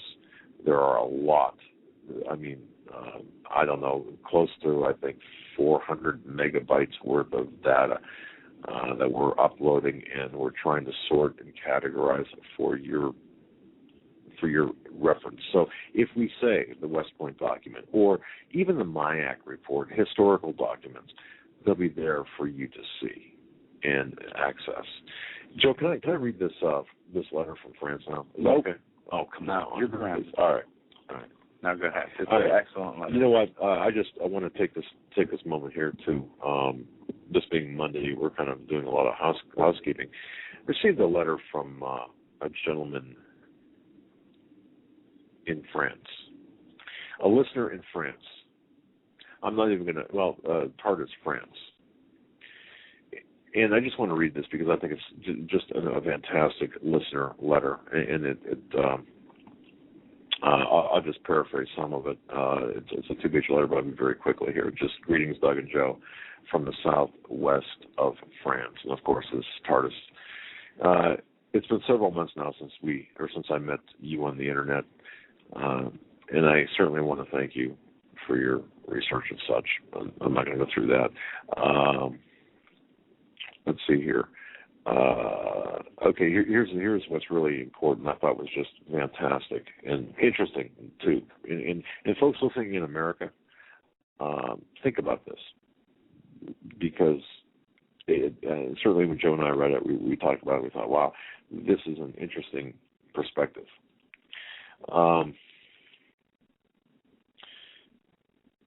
Praise the Lord. Here in France, to my knowledge so far, after living here for 30 years, I only know of a very few men who tell it like it is. Most of them are Catholic. If there are any evangelists, and pardon, you have to forgive me. Evangelists? Yeah, you have to forgive me. It's I'm reading this. It's written in cursive. Very well done, by the way. But okay, if there are any evangelist Christians speaking out about these latter-day matters, they are certainly very well hidden. So no, think about that. Okay, no one's talking about godly things or at least this individual saying, I can't find anybody talking about the godly things. And if there are people talking about evangelical matters, they're Catholics. The latter-day matters virtually non-existent. I left the AG Church near us about 5 years ago, and my wife, who is the head of the Sunday school, left about 3 or 4 years ago. It was in part a problem of spiritual starvation. Wow. Okay. And that is pretty much the situation here in France, the total France. Another part of the problem is that the church is restrained legally and financially by the state. And then the next sentence, probably folks should say it all. Sound familiar? For the last couple of years or so, we have taken refuge in a small house group, but unfortunately it is not the Great Awakening. In light of the above, you can probably understand why we listen to your show and such other people, Steve Quayle, Henry Gruver, Tom Horn, Rick Wiles, Greg Evenson, and so on. Okay. And then he goes on and he says, if I understand correctly, you folks are in Western Pennsylvania, and actually this gentleman was born just less than 30 miles from our studio, so it's a small family. And he closes by saying that he has got to concur with the guest on Rick Wiles' program recently, who stated that Obama is God's choice of an instrument of divine judgment upon America. God Almighty really has made an excellent choice, don't you think? And folks, you can think about that. It got us thinking. Even though the time of warning the American people has come and gone, in a larger sense, I do believe very firmly that sentinels are still needed to inform the remnant. And that is from David from Tardis, France. I want to thank David for that. If you're listening, thank you so very much for the kind letter. But folks, oh goodness, I have so many emails that we could read. I mean, we could turn this into a program just reading all the fantastic, uplifting. But you know, I didn't read it for that matter, or for that reason. I thought it was interesting because you said about the spiritual starvation that's taking place in France. I thought, wow, you know, first of all, that's a very eloquent way of really summarizing what's taking place all across the world. But so as we sit here in America thinking about this, it's even worse elsewhere.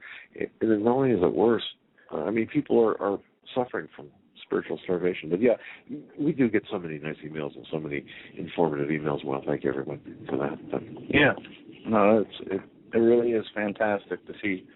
And even though we don't respond to a lot of them, or I have them saved in a special file to respond to them, it's just amazing, and we feel just so humble, at least I do, to be receiving those messages, because they are needed, you know. They are. How about this, Joe, before we go to your phones, you know, speculation still surrounds the 2 billion rounds of ammunition purchased by the Department of Homeland Security and the Alphabet Agency in recent years. But folks, you remember, you know, right now, too, the cohorts in Congress, they're contemplating the disarming of American citizens as we speak right now, and any type of evil black rifle, of course, is a danger in the hands of law-abiding gun owners, despite the statistics to the contrary. And just ask Piers Morgan of rock, paper, scissors fame. The school of Piers Morgan, the school of self-defense. But what's the purpose and motivation behind the government's continued efforts to stockpile all this firepower? We mentioned in yesterday's broadcast that we had actually accounts from police officers who have escorted these pallets of containers to pre-position outside of cities. We got an email from a police officer yesterday during last night's program who said the day before he and his partner escorted pallets of ammunition in the shipping containers north on Interstate 71 toward Columbus for disposition there. It's happening right now. What's the purpose? What's the motivation behind this continued effort to stockpile and pre-position so much firepower? Well, remember that story too, back when Obama, that little notice announcement that if elected back in 2008, he wanted to create a civilian national security force as big and as strong, as well-funded as the Defense Department. Well, he said that in Colorado on July 2nd, 2008. I'll just tell you what he said. He said, we cannot continue to rely on our military in order to achieve the national security objectives we've set. We've got to have a civilian national security force that's just as powerful, just as strong, and just as well-funded. And could this be what we see happening right now? Well, we haven't heard, and I don't know, folks, have you heard any other mention of Obama's, quote, civilian national security force? Did you hear about it in last year or the year before that? We haven't heard anything about it, but I'll tell you what we're seeing right now is something I believe, and Joe believes, and I think that the majority of people listening to this believe that the Department of Homeland Security, they've got 4 bullets for every man, woman, and child in this country. What's the official explanation? Of course, it's target practice. It doesn't matter what the official explanation That's right. is. It doesn't matter what the intended purpose is. Really, in the grand scheme, we know that they're doing it. What they're using it for, obviously, is not going to be for peacekeeping, and this is why we need to keep ourselves always on guard. Absolutely. We're the enemy, by the way. We are the enemy. And I just want to let you know we're the enemy. But just kind of, keep the thoughts. Understand that right now they are deploying these assets, these weapons, this ammunition. Mm-hmm. And take a look. The intervention into the recent intervention into the financial markets, the economy, the corporate insolvency that we're seeing, the reversals, the economic downturns that we're seeing. We're looking at an economic calamity here that's about to take place on a larger scale than any time in our history, and that is going to lead to civil unrest, social unrest, domestic civil war, we believe, and that's also going to extend into the global arena as well. I mean, it's going to be a global thing. You're not going to be able to run from this. You're not going to be able to go to the Bahamas, for example, and get out of the way, because it's going to affect there too. It's going to affect everywhere. But that, I just want to mention that we are seeing additional movements of these assets, and for preppers among us, consider the fallout from an economic collapse. I don't like the word preppers. How about survivalists? How about That's right. Yeah, it's kind of like me. I don't like. To me, like Google is not a verb. When somebody says, "Oh, well, Google it," well, no, search for it. You're right. Preppers is kind of a almost a pejorative term. Well, they've turned it into that. Yeah. All right. So, but anyway, folks, just contemplate what what we need to do. And like I said, how are your preparations coming?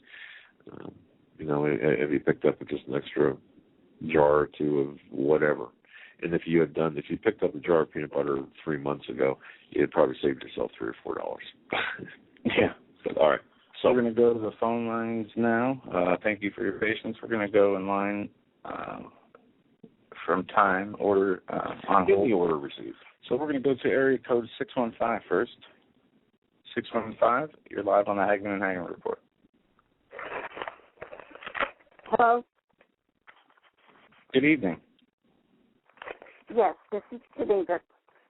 And I was listening to you talk about the homosexual. You know, that is an abomination to God. In Leviticus, it tells that it's an abomination. And this is going to bring judgment on our country. Indeed it will. Yeah, the promoting of any law that goes against the laws of God will bring the same. Brings judgment. And we have a president that apparently doesn't believe that.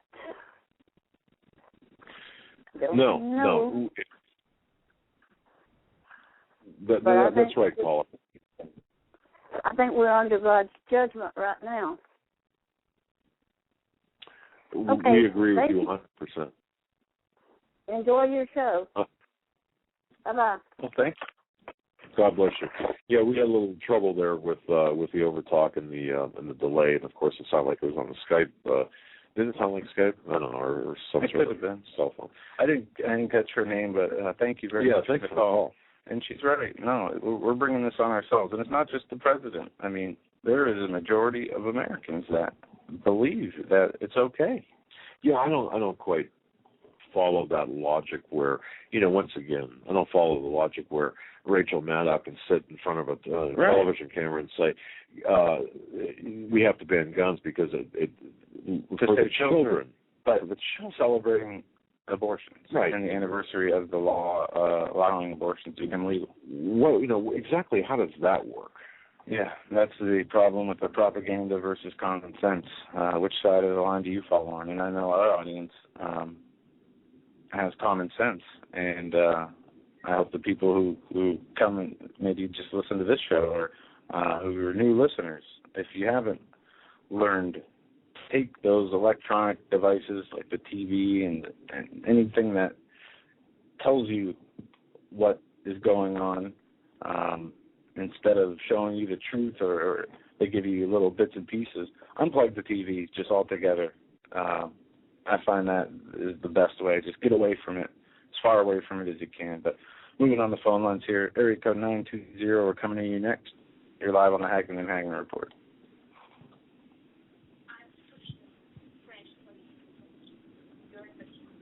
920, you are live on the Hagmann and Hagmann Report. All right, let's put the caller back on hold because I'm not sure if we're having a delay problem or what the issue is, but we'll go to 330 up next. 330, you're live on air, the Hagmann and Hagmann Report. Hi guys, how you doing tonight? Very well. How are you? Hey, I'm pretty good. Hi, Mr. Hagmann. Hi, Mr. Hagmann. What's on your mind? What's that? What's on your mind? What's nominating your thoughts tonight? Oh man, I could even. There's so much. You talked about so much. The caller that just called in, she talked about homosexuality not being an actual sin, but an abomination. I was going to call and mention that, and because it's on the level of pork. When you go into the scripture, the enemies of the Hebrews slaughtered pork on the altars of the Most High. So I wanted to bring that in, and you talked about the police, and I wanted to know if we could read a scripture out of Matthew. Go ahead, sure. When we look at Matthew chapter 5, and we go we 33 and 34. It talks about, again, ye have heard that it hath been said by them of old time, thou shalt not forswear thyself, but shalt perform unto the Lord thine oaths. In 34 it says, but I say unto you, swear not at all, neither by the heavens, for it is God's throne. Now, if we keep going, it just goes on to your answers, what you should say when you're questioned and things like that. But you had said something earlier about, Satan and government. And, you had stated that your police contacts talked about driving extra equipment into Columbus, and I just wanted to know if you ever thought about this scripture when it comes to the people in uniform, because they do take an oath, and when you read the oath, I don't have it with me or up on screen, but when you read the oath isn't to God. Correct. So if you look at the badges that police wear, they wear pentagrams, they wear 6-pointed stars. When we get into the occult science, these are marks of evil. Well, some do, right? I mean, there are badges, there are stars, but the oath is not to God. Obviously, we understand that. But what's the point, though, you're trying to make, caller? Well, my name's Alex. I'm sorry. Okay, Alex. The point I'm trying to make is these men have subjected themselves to an entity. As that woman said, she feels. I'm gonna misquote her. I believe she said something of the nature of the gates, or the gates are open, or something, or maybe that's just a thought that came into my mind. Because a lot of people are talking about this, and we know that possession, or we see through movies and stuff like that, that possession is the act of acceptance. It kind of goes to show when everything's in full throttle, like when you have your Steve, I can't remember his last name right now. When you have him on and he talks about it, when all these things are at their peak, what's going to be the job of the law enforcement officer that wears a badge, and do you think this might be do you think they will be a danger to the civilian that they are supposed to protect and serve?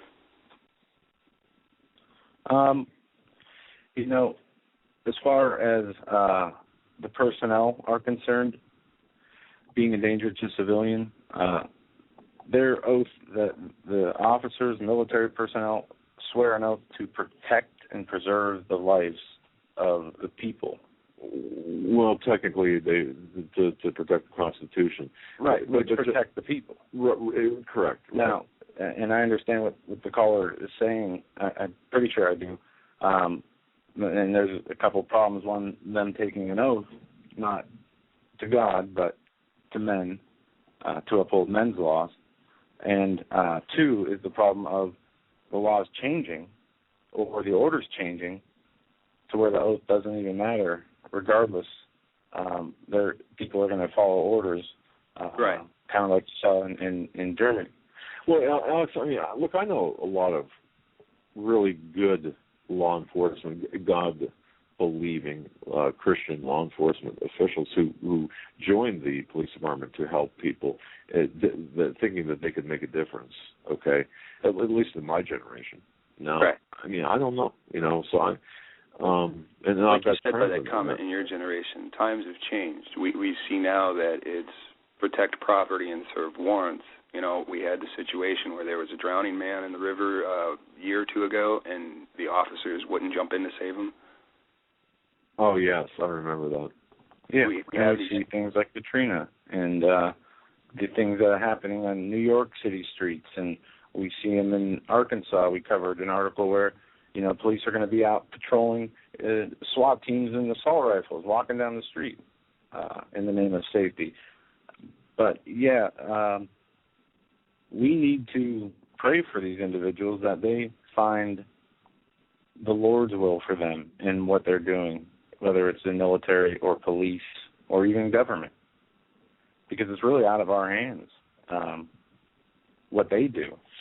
Well, Alex, what's your take on police officers in general now? That truthfully, they are no more than Roman soldiers. The date changed, and we're living in Rome. I don't. Go ahead. I just was going to say, I'll agree to a point. There are a lot of police officers that are not police officers for the right reason, but there are also still a number of police officers that are good people and will defend their oath and their the people's right to live freely under the laws. Yeah, and Alex, you're familiar with the Oath Keepers, right? Are you familiar with the Oath Keepers? To an extent, briefly. Okay. Okay, the Oath Keepers are a group of law enforcement officers all across the United States, various agencies who swear to uphold lawful constitutional orders. I mean, as opposed to unlawful unconstitutional orders. And that number is growing. So there's this awareness there by a number of law enforcement officers. So, you know, I know what you're saying, Alex. I do, because I can see the change. But it's not just them. I mean, people are getting angrier by the day. It feels like grace is wearing off. And I understand there's good people out there, but we're going to get to a point where even the middle class, which is being destroyed on purpose, is going to be starving. People are going to do things that they normally don't do. People are going to eat things that they normally don't eat. You know, when a paycheck's involved, you know, and they have the weapons and they have these stockpiles lined up wherever they're told to set them up, you know. The Bible tells us there will be a time when man won't be able to travel from city to city, you know, and we know these are the end times, and we know they're preparing to seize each city just by the reports that come in, where they're going to set up a blockade there, a blockade there. That's just like Nazi Germany. But didn't we bring the Germans here during Paperclip? It seems like it was one big master plan, and you have to really ask who took that oath and who understands the oath that they actually took. Mm-hmm. Wow. And that's something, Alex, to think about. And you raise an interesting, deep, very deep point. And I got to tell you, we're at the top of the hour. But I'm going to thank you very much for your call, Alex. Yeah, and this is something I'm gonna try to expand on further tomorrow. What you were talking about, because I think is important, especially the biblical verse you referenced and what follows in Matthew there. Thanks, Alex, for the call. We're going to let you go. Thank you very much, sir. Listening to the Hagmann and Hagmann Report. We'll be right back after these short messages. Hi, folks. Doug Hagmann here. You might know me as the co-host from the Hagmann and Hagmann Report, or as a frequent guest on Coast to Coast AM with George Norrie. If you're like me, you're tired and confused over today's headlines. You just don't know where to turn for accurate, concise information about really what's going on, what's truly going on in today's society. If you don't know where to turn for accurate, well-researched, and properly vetted news, I've got a suggestion. In fact, it's a requirement. Bookmark Canada Free Press. That's CanadaFreePress.com on the Internet. It's just not for Canada. It's for news across the world. Judy McLeod, founding editor, has put together a vast array of talented writers like Kelly O'Connell, Daniel Greenfield, Dr. Eilida Johnson-Powell, a lot of guest columnists, very talented writers. Folks, that's Canada Free Press at CanadaFreePress.com. Now mobile friendly. Follow on Facebook, because without America, there is no free world. You know, you heard me talk about Carl and Mrs. Granlund. Granlund Firearms. They've been in business for over 20 years in Campbell River, British Columbia, Canada. They provide all the supplies, all the gear for hunters, including new and used rifles, shotguns, all kinds of brands of weapons, as well as pellet guns, ammunitions, reloading supplies, clothing, scopes, binoculars, everything. If you're a hunter, everything that you need. You've got to go and pay him a visit at 522 South Dogwood in Campbell River, British Columbia. Hey, if you're close, if you live close, let's say you live in Ohio, you can do it. Pay him a visit. Drive up to Campbell River, British Columbia. But in the event, let's just say you've got some issues crossing the border. Pay them a visit online. Go to HomelandSecurityUS.com, click on the link to Granlund Firearms, and there you will find it at GranlundFirearms.com, just a complete list, gun stock list of all sorts of firearms. And you know what, folks, what a great book is. If you are into hunting, if you're into reading some gripping stories, first-person accounts, you've got to get A Tree Beyond the River, Cougar Hunting on Vancouver Island. It's a great book. I've got it in my library thanks to Carl Granlund, who wrote the book, and of course, it's an entertaining book if you are very much into the first-person account of hunting and such. The second edition is now available with new stories, more pictures, and I'll tell you, it's a great book. Get a hold of that book. And, folks, pay them a visit online. That's GranlundFirearms.com, accessible via our website at HomelandSecurityUS.com. And while you're there, sign the guest book. And, of course, check it out. They're always changing their website. They're always building new things and on their website. And they've got some wonderful pictures. Tell them Doug and Joe Hagmann sent you to sign their guest book, and tell them hello.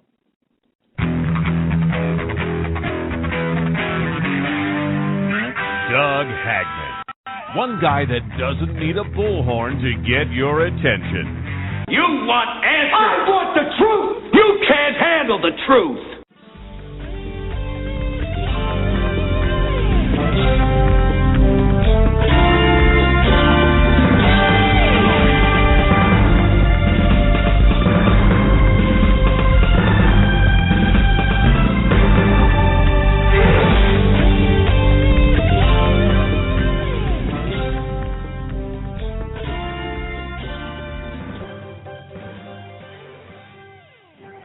Welcome back, ladies and gentlemen, to our third and final hour of this Monday, February 4th edition of the Hagmann and Hagmann Report. First 2 hours went by real fast. We covered a lot of news, got some phone calls. We're going to go for the rest of the show getting to your phone calls. Just a few articles I'm going to hit in between calls. This one, the Chicago police changing response plan for 911 calls. Starting this week, Chicago police are changing their responses to 911 calls. No longer will they come right away to reports of things like damage to property, carjackings, garage burglaries, or other crimes in which the suspect is no longer on the scene or the victim is not in immediate danger. They say the move will free up the equivalent of 44 police officers a day for patrol duties. CBS 2's Jim Williams spoke to some Chicagoans who think it's the wrong move for the police. On a block where burglars broke into a home on Christmas Day, Cameron Curio has a strong opinion on the city's new 9/11 response plan. I think that's ridiculous. I think if there's a burglary, they have got to come. It's what they are paid for. They have to come, she said. It goes on to say people are upset. They want to talk to a police officer. They want to know something is being done to prevent this in the future. Sposato said she is a constituent on the Northwest Side. They say we pay very high property taxes, so it's not asking too much for a police visit after the break-in or a traumatic event. This is just another example of what many towns have done in saying, we can't police everything. We need to be basically they need to generate revenue. So they'll be more concerned with writing speeding tickets, writing summons for whatever else, they're going to write. And I've got a good revenue friend. Generate. I got a good friend in the New York State Police. He's a New York State trooper. He said this. Now he's actually a commander in the New York State Police. He said that they are busier now, not respond. I mean, they will. Basically, they're letting the local police or the sheriff's department handle the burglaries, the trespassing, the normal things.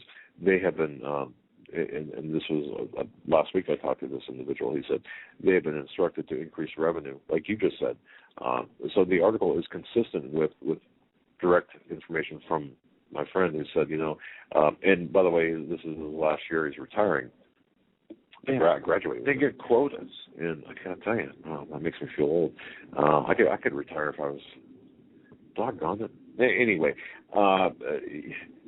the quotas, he mentioned that. He said, for really, that used to be a myth where there were quotas, at least in his area of operation. But now they have budgetary objectives that they're trying to attain, and they do it. For example, it used to be, and folks understand this, it used to be where if you were traveling, let's say, 12 miles over the speed limit and the cutoff was 11 miles, and it made a difference, they would cut your brake. Now they're not cutting you that brake anymore, at least in that area of the New York State Police. So think about that. And so people say, well, I won't go there, but think about that. That's very important to understand and know. Yeah. All right, we're going to go back to the phone lines. We're going to go to... And by the way, we're doing fine. You don't have to ask us. We are going to go to 719. I think this is Donna. Donna, you're live on the Hagmann and Hagmann Report. Hello, gentlemen. I'm glad you're doing good. I do pray for you. I enjoy your show, and your show last night was great. I called in, and one of the things I was wondering about, and perhaps, Doug, you could answer this, is if the police are not going to be coming. I've been broken into, by the way, a lot, and I've beefed up security with ADT and that sort of thing. Is it possible that by not, okay, let me try and do this. I'm not as eloquent as you guys are. Don't worry about I don't own a gun, right? So I have no way of defending myself, at least in that vernacular. I could try the Home Alone kind of thing. But, if the police don't come out and respond to break-ins, and, you feel threatened and whatnot, and people start getting angry, and is it a way to make us feel less protected so that we'll beg for, like, martial law or anything to feel safe kind of thing? Boy, you know what, Donna? I really didn't think of it from that perspective, from that angle. And Joe, I don't know if you did either, but basically, it is my understanding it's more of a fiscal or a budgetary issue now. But having said that, I think the unintended consequence is maybe, just maybe, if the police aren't helping, yes, and there is, especially in urban areas, maybe that's an unintended consequence at the very least. And folks, I don't know what you think out there listening to this, but wouldn't that be something if you feel threatened, and the police are unable to respond, or at least that's what they tell you, maybe you will beg for, I don't know, the National Guard or some sort of police force on your block or in your town? Well, I'm thinking that, I have a lady at work, a lot of single ladies around us, and I could tell you if the thugs keep breaking into our houses and stealing and threatening us, I could see where, if we can't protect ourselves, we're going to start saying, well, you got to do something. The other thing, I was checking Rick Wild's show, and he came across something that I think if you're a grandparent or a parent, they need to watch, which is called overruledmovie.com, and it's about your parental rights. It's something a must-see for, I think, all people that have children or grandparents. And with that, I'll send you. What was that, Donna? What was that website? It was a movie. It's overruledmovie.com. Okay. It was Rick Wild's shows where I got it. Overruledmovie.com. It's about parental rights, or I should say lack of parental rights. Rick Wiles, by the way, is the host of True News. And, yes, that's where I got it, True News. Yeah. Okay, right. Yeah. So just go to True News, TRUnews.com, and he's got a wonderful page where you can see where you'll be able to find what Donna's talking about there at TrueNews.com. Wow. So we as parents or as grandparents our parental and grandparental rights are being endangered by government policies, what you're saying. Well, according to what I was listening to, and then I went and watched it, it's all leading up to a UN agenda, which sounds real cute. It's something, gosh, I'm terrible about this. It's like the UN agenda for children's civil rights, something like that. You can look it up. But it's part of a UN agenda. But right now there's so many filtering. They're working their way up to this. That is the ultimate thing. We haven't signed on to this referendum or whatever they call those things in the UN, but it's with the current president and his willingness to sign everything over to the UN, I don't think it's going to be far off.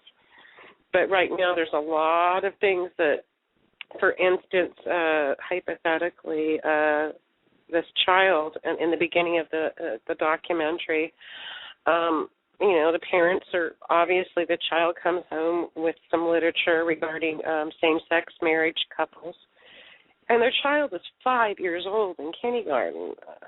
Whether you're a Christian out there listening or not, I'm a Christian, of course that would affect me, but my son and daughter-in-law are not, but think about it, they're 5-year-olds. They're basically squares, colors, ABCs. Sexuality is something I don't even think that they should be addressing with 5-year-olds. And, of course, the mother and father are upset, and it accounts what really happened to them. And that was the most astonishing thing, is the husband ends up getting hauled off by the police from the school. And it's pretty, watch it. It is really incredible. But the idea that they wanted to introduce this little booklet about, I think it was 2 male parents, and 2 5-year-olds. And again, if you remember, I don't know, Bridget Gabrielle talked about, being a Muslim for a day, which was a part of a curriculum they were doing in schools. And, apparently we have the separation of church and state. However, when it comes to their agendas, they seem to overlook certain things. I just think it's interesting when you look at, and also if you go to the Fuel Project, as I mentioned, they do looking at the New World from a biblical perspective, and they go over the United Nations, and that was quite, it's very educational. But I think looking, the United Nations has their own agenda, and they have their Temple of Understanding. That's their religious format, and that's something people can just look up. And, I really don't know what religion they're going to enact.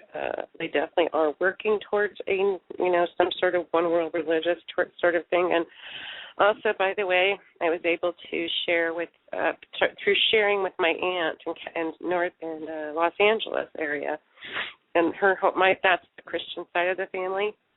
I led them to you, and then she was introduced to Steve Quayle, and she just loved you guys. She was very thankful. She's like, wow. She didn't realize what was going on. So you have a whole new group of people in LA. They're going to be listening to you. So with that, I'll get off and let the other callers speak. Wow. Well, thanks for sharing our program, and really that's how we've been growing, and we thank the listeners, thank you, and obviously thank God, because we could not do this on our own.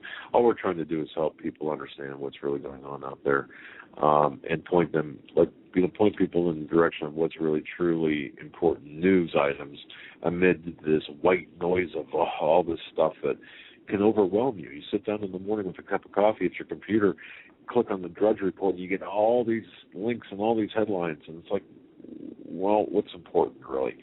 And it's sometimes, you have to sift through all this white noise to get to the real nuggets of information. Just put on the full armor of God before you start and do your prayers. Yeah, oh, boy. That really helps. I gotta tell you, you have to really, don't you? I mean, it's because it's really a mind bender out there. And when you know what, Donna, when you're talking about children, one thing that we've found, and I thought this was all really fairy tales, but really there are the UN is actually facilitates, and I know I'm going to get a lot of flack on this, a lot of emails, but there's child kidnapping rings and I mean things that you would think that are it's crazy talk, but really there's this stripping away of the parental and grandparental unit for the oversight by the state of children, and that leads to things like kidnapping. It's crazy. It really great movie that came out. It's not a Christian movie, but I found it. It was called The Whistleblower with Rachel Weisz, and it's based on a true story. She was a cop. She goes over to, I believe it was what is that? But the Serbian area as a police-keeping force, and she ends up finding this whole where they were kidnapping women for sex and prostitution, sex slaves, and she, of course, comes back and breaks the news, but I don't think anybody took her seriously. But it is a good movie. I cringe now when I hear people say, peacekeeping force for this area from the UN. I mean, after watching that movie, it was, it was just, it devastates me. I mean, but it is a true story. It was based on a true story. So what you're saying is not crazy. Tell people the name of that movie again, Donna. It's called The Whistleblower, and the star is Rachel Weisz, and it's about this cop who goes over as a peacekeeping force to that, I don't know how you say the country, Serbia, that area. It was her story. And she does get out. She does get out and tell everybody, but the UN was right there to try to, of course, disinformation, how they do their thing, but they did make the movie, and it is very eye-opening to what, and it's not for children. It is not for children. I would say adults only. I mean, no, it's creepy, it's scary, it's not something I would even want teenagers to see. I would say watch it first. Wow. Well, Donna, it's an amazing thing. For the children, it takes on an entirely different meaning, and I don't mean to be crass when I say that. There are people out there that are so evil, and it's hard to really comprehend the evil that's out there, especially when it comes to children. So you're right. When you do go through the news, you do have to put on your spiritual Ephesians armor, if you will, and really go through this, because it's horrific. And any grandparent or parent listening to this and understand that this is real. It really is. And the sad thing is that I don't think people realize the pervasiveness of the evil, and the other thing is the people that are helping these people get into power are going to be the first ones they get rid of. And if you look through history, they should be able to see that. Hitler did it. I think Stalin or Lenin did. I mean, every single totalitarian system, they're evil. Every time all the people that help them, all these wonderful people that think they're going to get something, whether they're movie stars or whatever, they're expendable once they get what they want. They get rid of them. And all they have to do is look through history. They've done it every single time, and yet I don't know. I really don't understand that part at all. But I'm just going to keep praying to the Lord Jesus. Keep praying, keep your faith, and I thank you guys for being there every night. I really do appreciate it. We thank you for being there, because without you and others like you, we wouldn't be here, or we wouldn't have to be here, or we just wouldn't be here, period. And we want to thank you very much. God bless you. Yeah, thanks, Donna. God bless you both. Thank you. Have a great day. You too. All right, we're going to go back to the 920 area code, 920. You're live on the Hagmann and Hagmann Report. 920, we can barely hear you. You're up. All right, we're going to move on here. And we're going to go to Pierre. Pierre, thanks for holding. You are live on the Hagmann and Hagmann Report. Evening, Joe. Evening, Doug. How are you two doing? Very well, Pierre. Hey. Can you guys hear me? We can hear you. You got to help us out. It's just you got to help us out of this morass that we're in. This negativity of news and information. Help us out. Shed some light on some things, Pierre. It's like what I say all the time. Whenever you have any issues with your communications, the first thing that pops in my head is NSA CSS, because they're the only ones who have the technology to go and jam you the way they do. They're the only ones who can really flip the switch and make things staticky or break up the signal. They can cause overloads. It's all part of ECM, electronic countermeasures, or electronic warfare, EW. And they also specialize in ELINT and SIGINT. I'm not saying anything here that's classified, so if they want to give me some grief, bring it. For those of you who don't understand it, there is a thing called ELINT, which stands for electronic intelligence, and there's a thing called SIGINT that stands for signals intelligence. It's just basically the methods of gathering intelligence electronically on individuals or picking up signals, i.e. radio frequencies, and they are able to ascertain who's who. They can do intercepts without people realizing it and be able to do what they got to do. Right now, this is all just soft. There's nothing hard about this. There's nothing lethal. It's really more of an annoyance and an inconvenience, but at the same time, it's the proverbial knock on a door saying, "Hi, we're here, we're listening." So we've been told, Pierre. We were told, Pierre, that they were going to drive us nuts. I'm paraphrasing now. I'm not quoting, but we were told that they were going to do things to annoy us, drive us nuts, and to make it very difficult for us at times, just to let us know that they're there. And it's ridiculous, I mean, but we were told that. Yeah, and this is the nature of the beast. That's all it is. It's just the nature of the beast. So it's just something that we all need to get used to, but it's not something that anyone should take lightly, because it's just another aspect of psychological operations. And in this aspect, it would be to desensitize everyone that's listening, or those in the chat room, just desensitize and say, oh, it's them, it's no big deal. It'd be the same thing. It's the equivalent of what you've been seeing or hearing about military operations being conducted in certain metropolises where they're opening up with blank rounds. It's to desensitize people, but at the same time, it's to galvanize a response. Well, in terms of electronic warfare, about the only response you're going to be able to do is if you guys know some hackers and they do their thing with the NSA, and there you go. But that's just not going to work, because the NSA does have some of the best assets out there to counter that.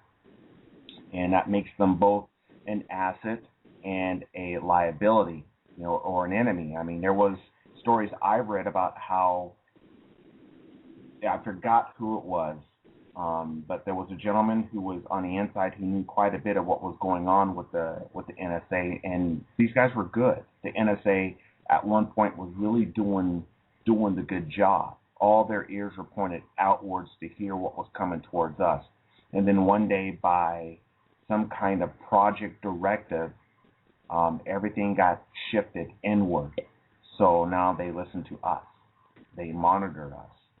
You people who buy your smart TVs and you have your phones and what have you, like I said, it's okay to have the technology. It's okay to appreciate it and enjoy the fruits of your labors in terms of buying such a device. But remember, there's a Trojan horse that's involved with this. It is, you will not be able to know or be able to ascertain when you're being monitored. You won't be able to know. Right. And they can look right through your smart TVs at you, and you would have no idea. In your car. Pierre, let me ask you this: you're familiar with Infinity microphones? Infinity microphones. I've heard of them. Okay, I didn't know if they were still in use. What I'm talking about, folks, is now this is the old school surveillance where somebody could actually dial your phone number. Your phone would not ring, but it would activate the on the hook switch the voice, where you're talking to, would activate that as a microphone, and everything that's within earshot of that telephone could be heard by the person calling that number. And it was a marvelous device for spying, spying for good. However, it turned out to be, when I say marvelous, I'm talking about it was good. I mean, for people in the spy business, but I just didn't know if it was still in use. But I suppose that they probably have something much more effective than that now. Well, if it is in use, no one's talking about it. Okay, all right. And there would be no real way to know. Well, I'm talking probably 1980s technology. So, like I said, I'm sure that we've got something much more efficient and more sophisticated. It's like this: it's anything that you have out there in the civilian world, like cell phones and what have you, that's been released to the general public for consumption. You also must take into account what the military-industrial complex has developed. Everything that is coming out on the market is 3 decades behind what the MI has. Okay, so you can only assume that, well, if we got a cell phone, you can only figure out what a 30-year advanced cell phone must be like. Or, when CDs came out back in the day, the Central Intelligence Agency had CDs that were running way back when. So you can only imagine what they have now. And mind you guys, it doesn't mean that what I'm saying about the people who are in these complexes and in these businesses are bad. I want to make this perfectly clear with everyone who's listening, including All Ears, Uncle Sam, and DHS. But you all who are listening on us and mocking us and are spewing your bile on us are wrong. And I know there's plenty of you within the ranks that know this. And you quietly go about your business as best you can to either ignore it with your little mirror shades on, or you're part of a little resistance group within the organizations. I can see fifth column movements happening like that. It wouldn't surprise me at all.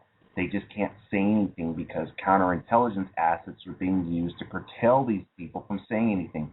Hence the issues of whistleblowing going on. Whistleblowers wind up getting snuffed one way or another, whether they get discredited publicly or something violent happens to them in a, quote, coincidental or freak-like nature. It's not something to be trifled with, people, because you have to understand, for those of us that are standing for good, that stand for the Lord, that stand for what this country once was under the auspices of the Lord, these people are under a microscope that's over there. You have to understand. So, hence, there should be sympathy for the people that are within those ranks. But for the most part, those that are just, they don't care, they go with whatever the way the wind blows. All I can say to them is they're beyond apathetic. These are the people who have reneged on their word, on their oath.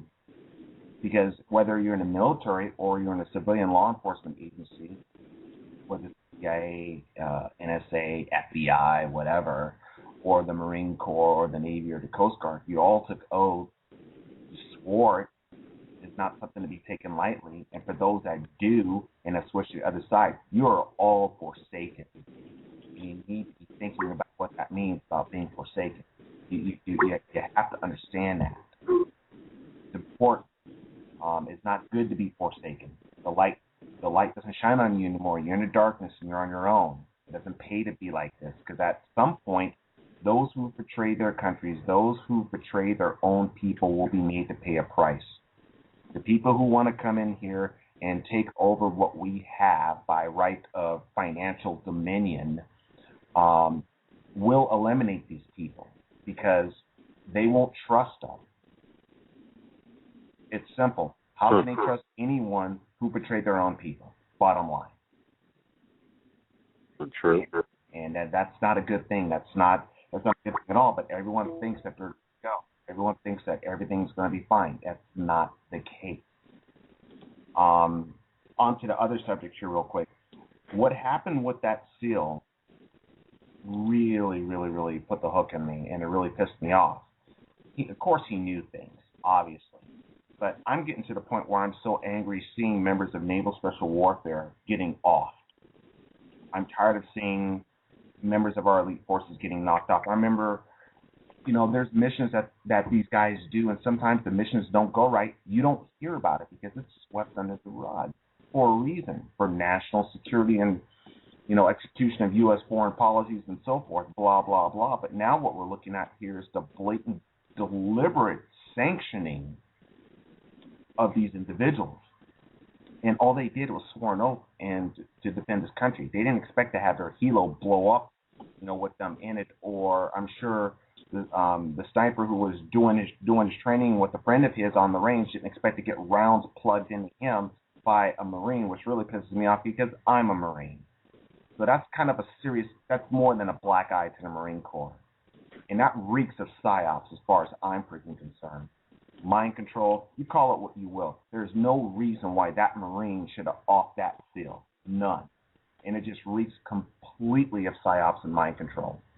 Just my opinion, folks, but I know how things operate to a large extent, and that's what that is. But no one will ever own up to it. No one will. But I'll tell you what, take a good look at the man's profile. Look at his picture when he got his mugshot taken. You determine if this guy was under some kind of control, some kind of mind control or something. It just, like I said, it made no sense. Exactly. It made no sense. Pierre, no, I think you're 100% correct. And I want to sneak something in here, a little Sure. off topic, off of off of Chris Kyle. Although we do need to, and in fact, we're going to be talking about all of the I'll use your word, sanctions of the assets, the high-profile assets over the last several months. But let me sneak in a question here. One of our listeners mentioned you in an email and said perhaps you could even verify this. The military training, because of your background, the paramilitary training that we're seeing, the overflights of helicopters down urban streets, Miami, Houston, other places. Could it be, or could one of the objectives be to draw fire from survivalists, if you will, or constitutionalists? Could that be one of the objectives of these operations? Oh, absolutely.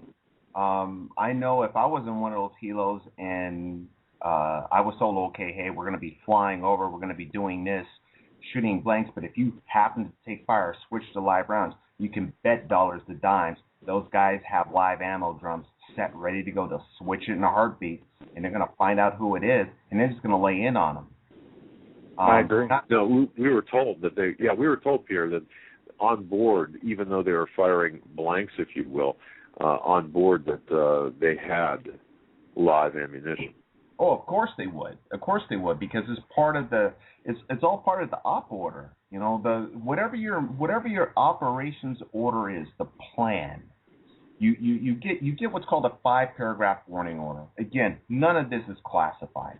You go through what is called SMEAC. The acronym SMEAC stands for Situation, Mission, Execution, Administration, Command, Control, and Logistics. And essentially, in that order, you know what you are going to do, whether it's at the divisional level, battalion, company, so forth. And then within that, you have sub-paragraphs that explain in detail what you need to do in case said scenario happens, like option A or option B. Getting shot at by domestic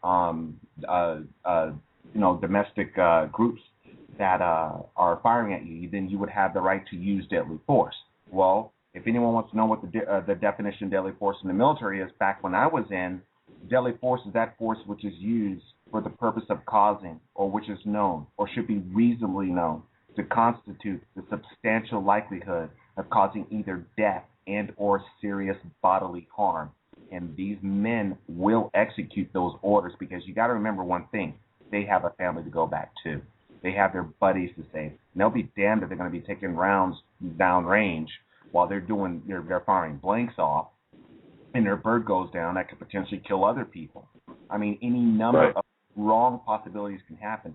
Now, for those that are listening to me, don't think that I'm taking the side of the bad guys here. I'm just merely explaining how an operation like that would run and why these guys do what they're doing. But if, and I say if, these guys were flying and their orders were to do this over populated areas to draw out fire, then we've got a problem. Because all it's going to take is that one shot. Like I told everyone before in the chat room, and I said it on the air, we're waiting for that second shot that has to be heard around the world. It's going to come. I wonder, would it be someone who's just so sick and tired of seeing the birds flying in the sky, or is so afraid and they hear the shots that enough is enough? What if it is a veteran that has PTSD? I'm sorry, even every now and then, if I heard a backblast coming out of the car, I'm on the ground trying to get cover, or I'm grabbing for a rifle I don't even have because it brings back memories from my experiences. But what if someone really does have it? On the flip side, you may have someone who has no military experience. That's a civilian. That's pretty darn good with firing a centerfire rifle and purposely targets one of those birds. You know how easy it is to hit the crew chief who's manning the gun because his head is poking out as he's trying to shoot his minigun off or something? You pop him, done, and then it's all going down. Yes. These are the options that everyone who's listening needs to know. Because if they're thinking this, they're expecting it, and you as the people should also be very well aware as to how this could potentially go down. And it's frightening because we're at a point, Doug and Joe and everyone that's listening, it's like what I said, the fuse is so short, and there's this massive tinderbox, and all you got to do is just light it, and it's going to go boom. Someone is going to do it. Now, whether it's the bad guys that'll intensify a false flag operation, or it's a wayward civilian who's just afraid and had enough, it doesn't matter, because at that point, once the round goes down range, you got to stop asking the questions. You got to stop inquiring, and you need to start taking action, whether it's direct action or indirect action. And you guys got. No, you're right. You got to be aware. I mean, what is the saying that the Lord says? My people perish for lack of knowledge. And I keep saying that over and over and over again in my head, and I say this to people that I meet from time to time who ask me questions on stuff like this. And the reason is that the Lord communicates with everyone in different ways, much like how He communicates with you and Joe, or like how He does with Steve and Greg and the other guests that we've heard. But I'm not saying I'm a conduit of the Holy Spirit, folks. I'm not saying that at all. That's the height of hubris, and that's not how I am. But well, I think we're all vessels. I believe, Doug, though, that the knowledge that I'm giving has got to help. Like I said, it's not classified, but this is something that most people just don't know. Oh no, you're right. And when this thing goes down, it's going to be bad. That's why I tell people, hey, get yourselves spiritually set. Get yourselves right. If you don't have the supplies you need, try to get what you can. Don't do sales and advertising, folks, and letting people know what you have. You know, there's a thing called the NDRP, which I think was the National Defense Resources Preparedness Act. I'm sure you guys heard of it, where it's the deal where they find out who the preppers are, and they can go knock on your door, find out that you got all this food, and oh, hey, by decree of executive order of President Barack Obama, we are now going to be confiscating your food and water. Oh, we're going to take your ammo too. And oh, by the way, come with us. They can. Well, that's right, folks. And that's where, Pierre, that's where discernment comes in. Although we say, look for like-minded people and, create alliances, if you will, with your neighbors, your friends. You have to use discernment when you're doing that. So, because if your neighbor, for example, knows you've got, stockpile of ammunition or defensive weapons or food or whatever it might be, they could turn you in if they're hungry. Lord knows what they could do, for an extra week's worth of food in their case. So you don't know. So you're right. And yeah, there goes your food. There goes in one visit. There goes all of your preparations out the door, plus you. So you're right. The best thing I could say for people too that are in the areas where these operations are going, it's very simple, and you could do a lot of exposure on this, folks, and I completely endorse it. Don't wait for the mainstream media to do it. If you got your phones, hey, use them to your advantage. Go to video on your phones. If you have your camcorders out, zoom in on these birds. See if you can find out who's who and what's what. But watch what's going on, and if they open fire with blanks, then have that. Put it on YouTube. Make it go viral, because the more you start doing this, the more you start getting people aware of what's going on. Put the righteous comments down. Don't allow yourself to be completely subjective in what you're going to say. The more objective you are in your point of view, the more you're going to get attention on what's going on, or say nothing at all and let the event play itself out, like a movie. For those of you who are living in occupied held territories, you know what I'm talking about, where the Russians are. You guys know where they're at. Get as much, intel on what's going on there. And I'm sure they're listening too. GRU Spetsnaz. Oh, I'm sure. GRU Spetsnaz. And in case people have not realized it, the GRU Spetsnaz elements that are here in the United States, they're not here temporarily, folks. They're under orders to be here. This is a permanent post for them. The United States of America is a permanent station for these guys. And that's not even counting the other elements that are mixed out here. And for those that live near the southern border regions, just keep your eyes and ears open, because word has it that there's PLA bases out there, People's Liberation Army of China, bases around different areas of northern Mexico and southern Mexico. And it's no big surprise that the PRC, the People's Republic of China, owns all the ports of Mexico. So don't be surprised if you find troops out there. I mean, word's already out that there have been a sighting of troops that have flown on in that were officers in Chinese military uniforms somewhere here in America. It doesn't get any more clearer than this. I'm not preaching paranoia or, quote, fear-mongering, as the establishment would call it. It's the truth. The more you guys understand that the enemy is here on our boots on the ground, the better you should be getting yourselves ready for what is to come, because our combat troops aren't coming back unless they have been wounded grievously, come back in flag-draped coffins, or they're rotating out in terms of end of service.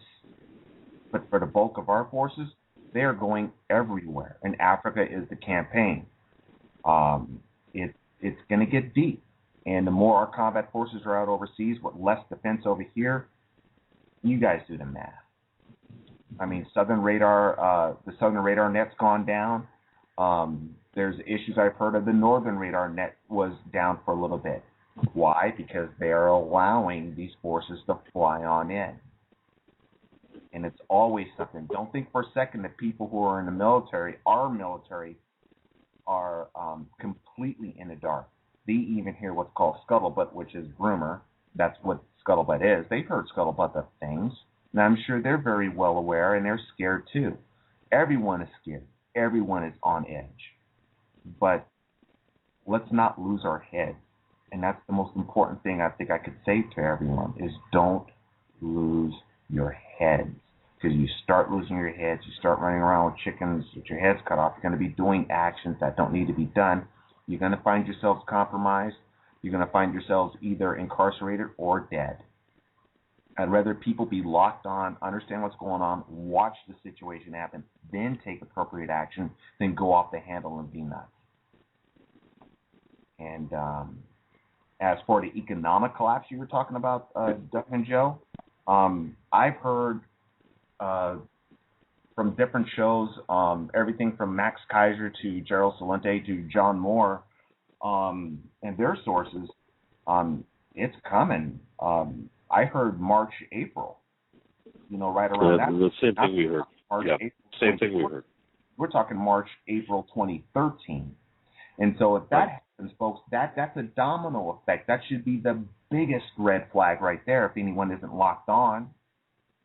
Get your assets out of the banks if you can.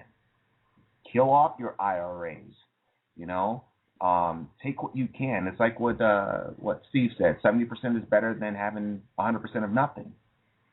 Get what you can while you can, folks, because part of the executive orders that were written is that the banks will be taken over by the government in times of national security threats. And guess what? It's here. It just hasn't been fully declared yet. So there's a lot of moving parts.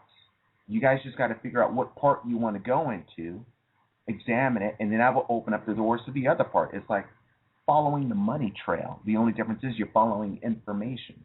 And let me tell you something, folks. It isn't about the money or the gold or silver that's the biggest thing.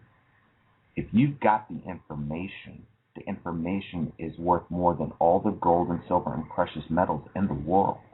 Information is key because information is going to dictate survival or death, victory or defeat.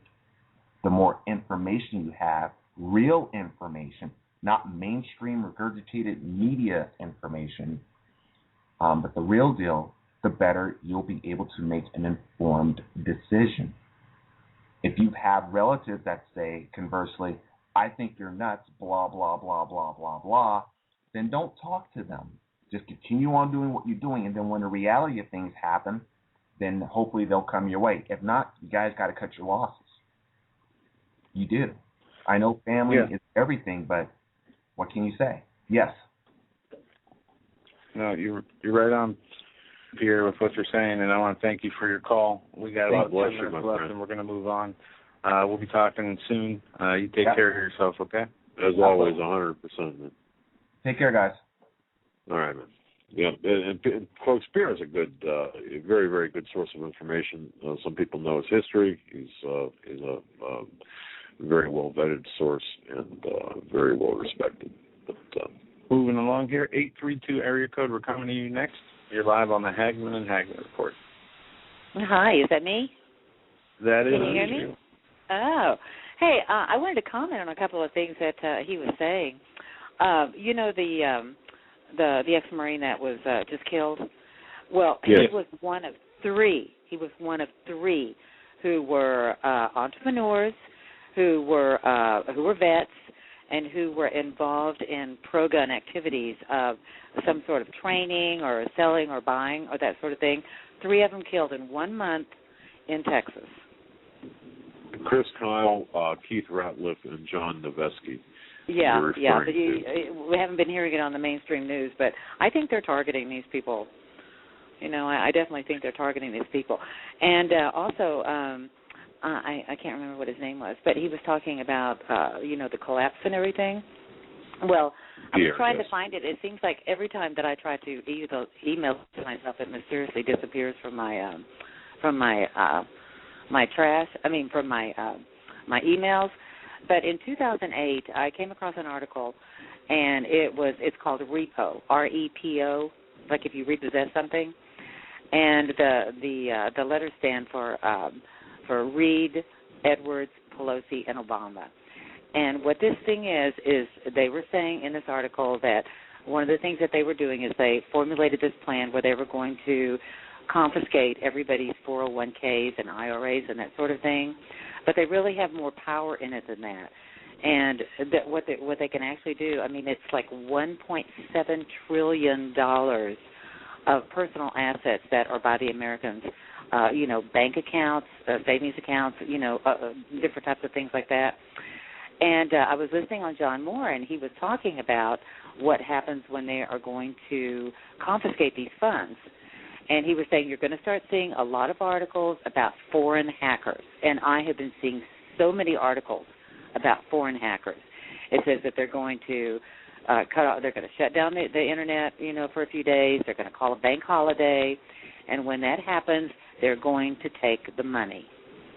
And people are going to come out of it, and then they're going to blame it on the Iranians or somebody like that. But the main thing is that all the wealth will be gone.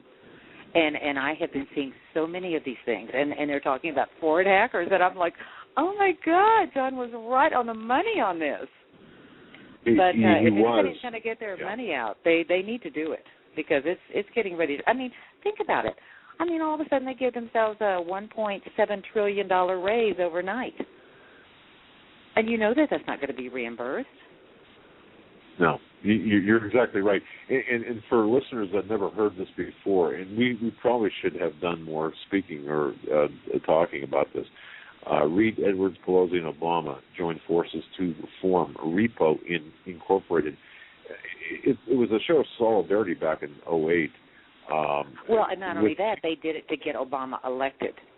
That was one of the primary objectives to it. And then Pelosi and Obama and Pelosi in this article, I really ought to send it to you guys. I mean, I have it on my office computer. But you know, they're saying in there, Pelosi saying, well, now that we own all the banks and we socialized health care, we can do all this to everybody. You know, and Obama's saying our Democratic motto is we have what it takes to take what you have. I mean, they're literally bragging about this in this article. It's just infuriating. But they're planning it, and they're going to be doing it very soon. Exactly. Just to make sure, I just want to tell people, initially when this came out, people thought it was a joke. People thought it was satire. People thought it was, in fact, I think maybe Snopes even did something on this. But the bottom line is, no, this is something that was a solidarity, a show of solidarity and an actual organization, if you will, to where the government would take your 401ks, replace it with like a 5% or 3% payback. So people have to know that what you're saying is true. I just want to let people know that. So I didn't mean to take your time away from you, but. Oh, that's all right, absolutely. But it was planned all along, and they were talking in the article about how it would be better for the American public because the interest rates are going to be exorbitantly higher. So you know that was all planned to begin with, too. We're raising all the tax rates. I mean, people were so shocked, that all of a sudden we're going to have more taxes taken out from the middle class. But we know he's trying to decimate the middle class. I mean, that's what Fabian socialists do. There's only two kinds of classes, the workers and the elite. So. That's but true. It's like we said at the beginning of the program about how top down, bottom up, and how the middle class or us, we're going to be just extinguished. Yes. Yeah, and that's what he said too. He said if you're going to when you're starting a new, Obama was talking about that. He said when you're starting a new, I don't know, I can't remember what he called it in the article, but he said you have to start from the bottom and work up. Yeah. And he meant it. I mean, he told everybody in 2008 what he was going to do. Doesn't anybody remember that at the Denver Broncos stadium, he had everything looking like a Greek background with the Grecian columns and everything, and then he had himself rising up out of the floor, like he was some sort of god or something. He was telling the whole world that he was going to bring Greece to America, and now look at it. Millions and millions of people out of work. 47 million people on food stamps and government assistance. I mean, it just runs the gamut. The gas prices have doubled. Food has gone up. I mean, everything. We are Greece. Boy, how eloquent you are in your delivery. Thank you so much for that. You said a lot, and my goodness, you're absolutely right, man. You're absolutely well. There's one more correct. thing I wanted to say that I'm furious about. I came across an article on John McTiernan's website, and it says the Muslim Brotherhood Group to connect to all U.S. schools partners with state education departments on international initiatives. Were you aware of this? You were? Absolutely. That began, I think, in 2010. Initially, the architecture with William Ayers and Obama. Yes. Well, now they're in 100. They're in 100 schools. These people. They take the Muslim Brotherhood. They kidnap their own kids from neighborhoods, from refugee camps. They get them at gunpoint out of their homes. They put them through these horrible practices to teach them to get ready for war. They They and some of them don't even survive it. I mean, they're subjected to violent treatment in preparation for war. And those that do make it, that actually do survive it, they deploy them to the front lines. Their duties include serving as decoys, human triggers to clear landmines, detectors of enemy positions, bodyguards, sex slaves. They're used to cook and carry supplies. And now these people want our children? Yeah, I mean, I think right. that this is a free. It's like God has turned us over to the homosexuals and the Muslims. I know we're under judgment, but it's just incredible to me that because it's a war on our children. You're right. Exactly right. And we're at the end of the program. I want to say thank you very much for your call. You're welcome. What a great call. Thank you so very much. Have a good night. Thank you, guys. You too. Bye-bye. Bye. All right, guys, we are at the end of the program. How fast that time went. Wow. I want to thank each and every one of you for listening tonight. We will be back tomorrow at 8 p.m. Eastern Time sharp, so don't be late. And we're going to cover the rest of the news we didn't get to today, plus whatever comes our way tomorrow. God bless each and every one of you. Stay safe and have a great night. Good night, everyone.